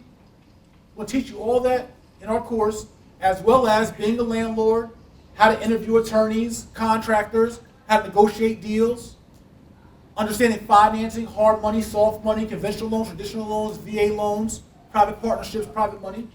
We'll teach you all that in our course, as well as how to kind of property manage without property managing. Right, so that's in our residential real estate course. And then there's still layers to credit that Will didn't have the opportunity to share tonight that we also want to teach you. So there's two main things that we want you to, actually I'll do it this way, because there's actually a few, but there's two I want to highlight up top that we want you to take advantage of if you can within the next 48 hours. So we wanted to do a special because the corner class was canceled yesterday. We wanted to just offer something unique for Baltimore and for Philly and for Brooklyn, were the last two cities we went to. We want to make this opportunity available to them and anyone on live stream or in general. Over the next 48 hours, we want to do a special kind of tuition discount for our beginner's course, which includes my residential real estate course and Will's credit mastery course. It's over 52 lectures, exclusive lectures, not on YouTube or anywhere else. So we want to give you our beginner's course with 52 lectures, over 52 lectures, excuse me. Weekly mentorship calls for 6 months. These are group calls every Wednesday night. As well as these calls, you'll also get the archive of all the mentorship calls we've had over the last 4 years. So instead of just pumping music in all day, every day, or watching, you can put your earbuds in and actually listen to calls from other students and really learn from others' experiences. It's a very valuable attribute to the academy. You'll also be a part of our student Facebook group, our private student Facebook group, to network with other students for opportunities. And you'll also get the ebook versions, I believe, of our books. I believe you get our textbook as well. Yeah, you do get our textbook for the residential real estate course. This right here really is the foundation for y'all. If you get this part down and know this and study this and just make it your thing, your family thing, like, yo, let's get in front of the two. And the lessons aren't long. These are 20 to 30 minute lectures, maybe 40-minute lectures with the book and the mentorship calls, you can just lock in and know it like you know it. So when you leave out of this 6-month period, you really understand these basic angles. And so what do you guys think this course is worth? This course right here, value-wise. How much? 500. 500. Anybody else? 400? 5,000? 400? 1,000? All right. For the next 48 hours, we're going to offer this beginner's course to you all for $200. 6 months of mentorship, weekly calls, over 52 lessons. It's just a gift. You ain't got it, figure out, be rich and ambitious, figure out how to get it. This is your gift, right? So for $199, we're offering this opportunity for a course that is valued at $2,000 for this mentorship and this training. So you get like 80% off. So to get this, we have King Corey and King Philippe outside. Anyone who wants to register tonight, they'll get you signed up immediately. For those who need to take action on your own, you will go to jmorrisonacademy.com, and I'll right here, so everyone can take our website down. J Morrison. Live streams for YouTube. jmorrisonacademy.com. You will click on courses, go to beginner's course, and you have what the promo code is? I totally forgot. King Avery sent it to me. Yeah, let me look it up. Thank you. And I'll give you what the promo code is for it, but this is an opportunity for $199 for the next 48 hours for our beginners. Secondly, we have had a lot of success in our business funding program. Those who want to leverage their credit to get unsecured business capital, where we'll walk you through. It's also a mentorship program. We'll include your application fee for business funding to over 24 banks. We'll also Begin 199. Okay, excuse me. Begin all caps 199. All right, so this is begin all caps, 199, all one word, all caps. Now right here too. When you go to the beginner's course, to the checkout page, they'll ask you, do you have a promo code? You will put in begin in all caps, 199 in the next 48 hours to take advantage of this opportunity. Next, we want to give you guys kind of another freebie, I mean kind of, a real freebie or gift, is our Easy Funding program. So this is, again, we will give you the checklist, the lectures, this entire strategy, how to take your personal credit, convert it over to a compliant business profile. I don't care if it's a new LLC or you haven't even got an LLC yet. We'll walk you through that process. If you have an existing business, even better for you. We can take that existing business, make sure it's compliant and meets our checklist, and we will submit you with no extra charge. We'll submit you to over 2-3 dozen banks of our personal relationships that we've used to get our clients in position for $125 million of funding over the last 18 months.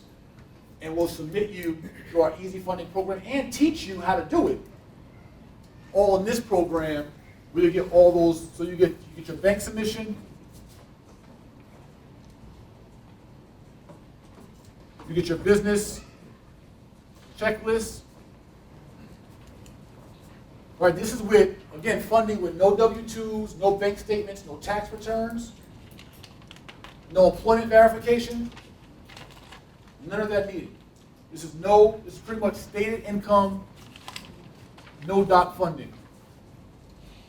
And we'll give you access to this opportunity as well for the same thing, $199. This is typically $3,000. We'll most times have it at $1,000. It's kind of our standard, just because we like to do things more affordable. That's part of our business model, is to make wealth education more affordable. Because we know it's hard to get out there. If you really want the real game, you gotta pay a bag. So on tour, we've discounted this to $500 at times. This is the lowest it's ever been, ever in the history of us founding this initiative. It's $199, includes all your application fees and your mentorship and your training. For you to get, our average student gets $57,000 in their first round of funding. So if you're someone who's not, to get funded, you need a healthy profile, which will help you build, and a 680 credit score. If you don't have a 680 credit score, you can still lock in at this price point and get your credit repaired, which we have credit repair services as well. If you need credit repair services, we'll give you those opportunities as well. And then when you're in position, or get this and offer it someone in your family who's in a position to get access to capital that you don't have yet for the credit rich folks or the rich and ambitious. So for this particular promo, it's use. I think it's easy 199. Gotcha. What you want to think or no? Text message. All right. So use easyfunding.com is the website, and if you go to sign up for it, just click on business funding, and on your checkout, you will say, what is it, Will? Easy 199. Just put in easy, the letters easy, all caps, 199. Take advantage. You can do both, of course, right? So you don't have to do one or the other. But these are the two sites you would go to. You would go to our beginner's course at J. Morrison Academy. Click on that. This is where you put in checkout, begin 199, or go to use easy or go to useeasyfunding.com and go to easy 1999. You got 48 hours to get both of these for the super low. Super discount opportunity to get the training that you need for the angles, but also get the access and the training on business funding and get the actual submissions for the funding and get your bag up. Like, these are two treats we want to give the city. For those who may be more advanced or want a different kind of training experience, Will and I both in our school, we have one-on-one coaching. So if you want to inquire about the one-on-one coaching, you can ask Corey or King Corey or King Flip outside. But I do want to say, all of you, even if you want to just talk to my team and get some consultation about your financial situation and kind of get a game plan, like, all right, I'm in, but I don't really know where I should particularly start. You can call our team. They're in the office Eastern Standard Time, 10 a.m. to 6 p.m. every day, except for Sunday. But you can call our team at 1-844-JOIN-JMA. It's a real number. 1-844-JOIN-JMA. Sorry about the slant there. But to get a free financial game plan, if you like that, or you can speak to our WEA's Wealth Education Advisors outside, or anyone on the phone if you're interested in any of the one-on-one coaching opportunities. All right, and then I'm missing anything. Didn't you have something for your coaching? No? Okay, we're good. So, and then lastly, for those of you who do want to invest in real estate and may want to invest passively, we do have the Tulsa Real Estate Fund, again, the first black-owned real estate fund. That's right! First black-owned real estate fund in the country. Our fund, has been really successful so far in our raise. We are right now underwriting $29 million of real estate deals. Actually, $30.5 million now, which we got $1.5 million deal that we just came in. But if you all want to invest, the way our fund works is that you can invest as little as $500. Right? We call it TREF, Tulsa Real Estate Fund. You can invest as little as $500. You can invest as maximum of $50 million. With that investment, you get an 8% preferred return, and you get 50% of your share of the profits on anything that we acquire. So we're looking currently now at hundreds of units of apartment buildings. We're looking at rows of houses. We have 30,000 square feet of commercial space in Atlanta that we have under contract. We have some community development projects. We have some sexy stuff coming, hopefully, God willing, in Manhattan. So we're just using our resources, not to be real estate developers, but real estate, what we call private equity partners. So with the capital we raised, and so far we've raised over $12 million of capital commitments in our fund. And with this is a crowd fund for the non-accredited and accredited investor to invest together. It's our pool of money as a community or as investors to be able to invest together in real estate assets, many of which we don't have the opportunity to, but now we can have our fractional share to be able to invest together. If you want to look at investing with us, it's TulsaRealEstateFund.com. TULSA. RealEstateFund.com. Right? So these are just some opportunities we want to give you all. I'm still saddened we couldn't do the corner class on the corner, but we'll be back. Yes. Yes, we do have. What is that? So I put my wife in the studio a couple weeks ago. So she had written a book, virally speaking, of her 6 most viral poems. And we added in the 7th, which you heard tonight, which is a new poem, Financially Lit. So she has her books outside, but with her book, you also get her new CD, her audio CD of the book. King Will's Credit is King is out there, and then My Lord of My Land, and the solution book, which is my solution strategy for our community, how Africans in America achieve unity, justice, and repair. Those books are out there, and we'll be doing book, what's it called? Book signings and pictures at the book table. So we'll be at the book table for those who purchase books. We'll be doing a signing for you, a photo. And then for those, again, who want to take action tonight on your own, you can go to our website, take advantage of these opportunities, or sign up right with King Corey and King Flip outside, or inquire about our coaching or other opportunities. I really thank y'all for coming out. Y'all beautiful tonight. Big round of applause.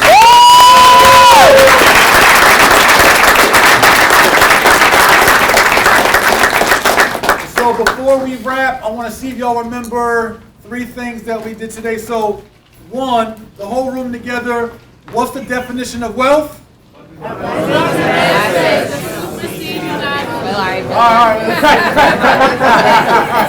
Let's get together. We'll do it on 3. 1, 2, 3. An abundance of assets that supersedes liabilities. All right. Yeah. Then we said all credit can be what? Restored, repaired, and rebuilt. Rebuilt. Restored. And repaired. Let's say it again. All credit can be what? Rebuilt, restored, and repaired. All right, great. Glad you all, again, came outside. Who right here knows whether it's tonight or one day in this next 48 hours or soon will be joining the JMA family? Who knows they're coming on board? All right, now listen. Here, everybody look around. Seriously, look around. Keep your hands up. Think about this. If everybody get on the same page and learn the strategies, get access to the funding, and we all in the same community, all got the Facebook group, all exchange numbers tonight, go huddle up and go execute. That's a real community that's getting busy. Everybody on the same page, talking the same language, everybody committed. That's a beautiful thing. So for those who are coming aboard, welcome to the family. We're going to keep riding for our community. We'll be in Detroit next week, Chicago after that. I forgot where after that. Chicago next week. Chicago next week. Detroit after that. You know, going in, pouring in, and loving our people. Any last words, Queen? This was really, really awesome. I mean, we packed this room out. We should have got a bigger room. Y'all look beautiful and packed in here. I always say this at the end of every class because a lot of times we come to these seminars and webinars and panels and we just leave motivated. And then once you're motivated, then you get in your car, you go back to your real life, and then it just goes away. So don't leave here just motivated. We offered you the tools and the resources. Sign up for the course, get the class, get the book, get the coaching, so we cannot just be motivated, and we can't, this is not just a moment, but we make it a movement in our lives. Be informed. Okay.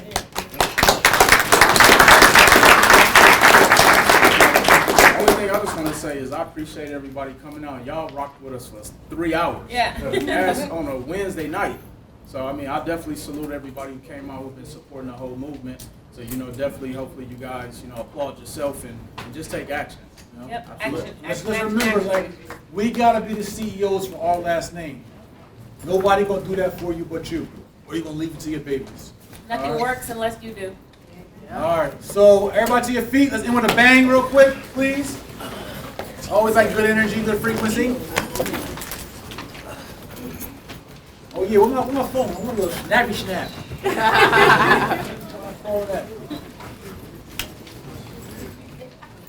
All right, so even though we indoors, we still gonna rep the corner class. We're going to say corner class. It's a corner office class. All right, y'all get your phones out too. And if you guys are posting anything, please tag us, hashtag corner class. And on 3, we're going to do corner class on 3. Even though we indoors, we still going to rep that corner class though. Corner class on 3. 1, 2, 3. Corner class. Be more on 3. 1, 2, 3. Be more. On 3, JMA. 1, 2, 3. JMA. All right, peace, y'all. Good night. Thank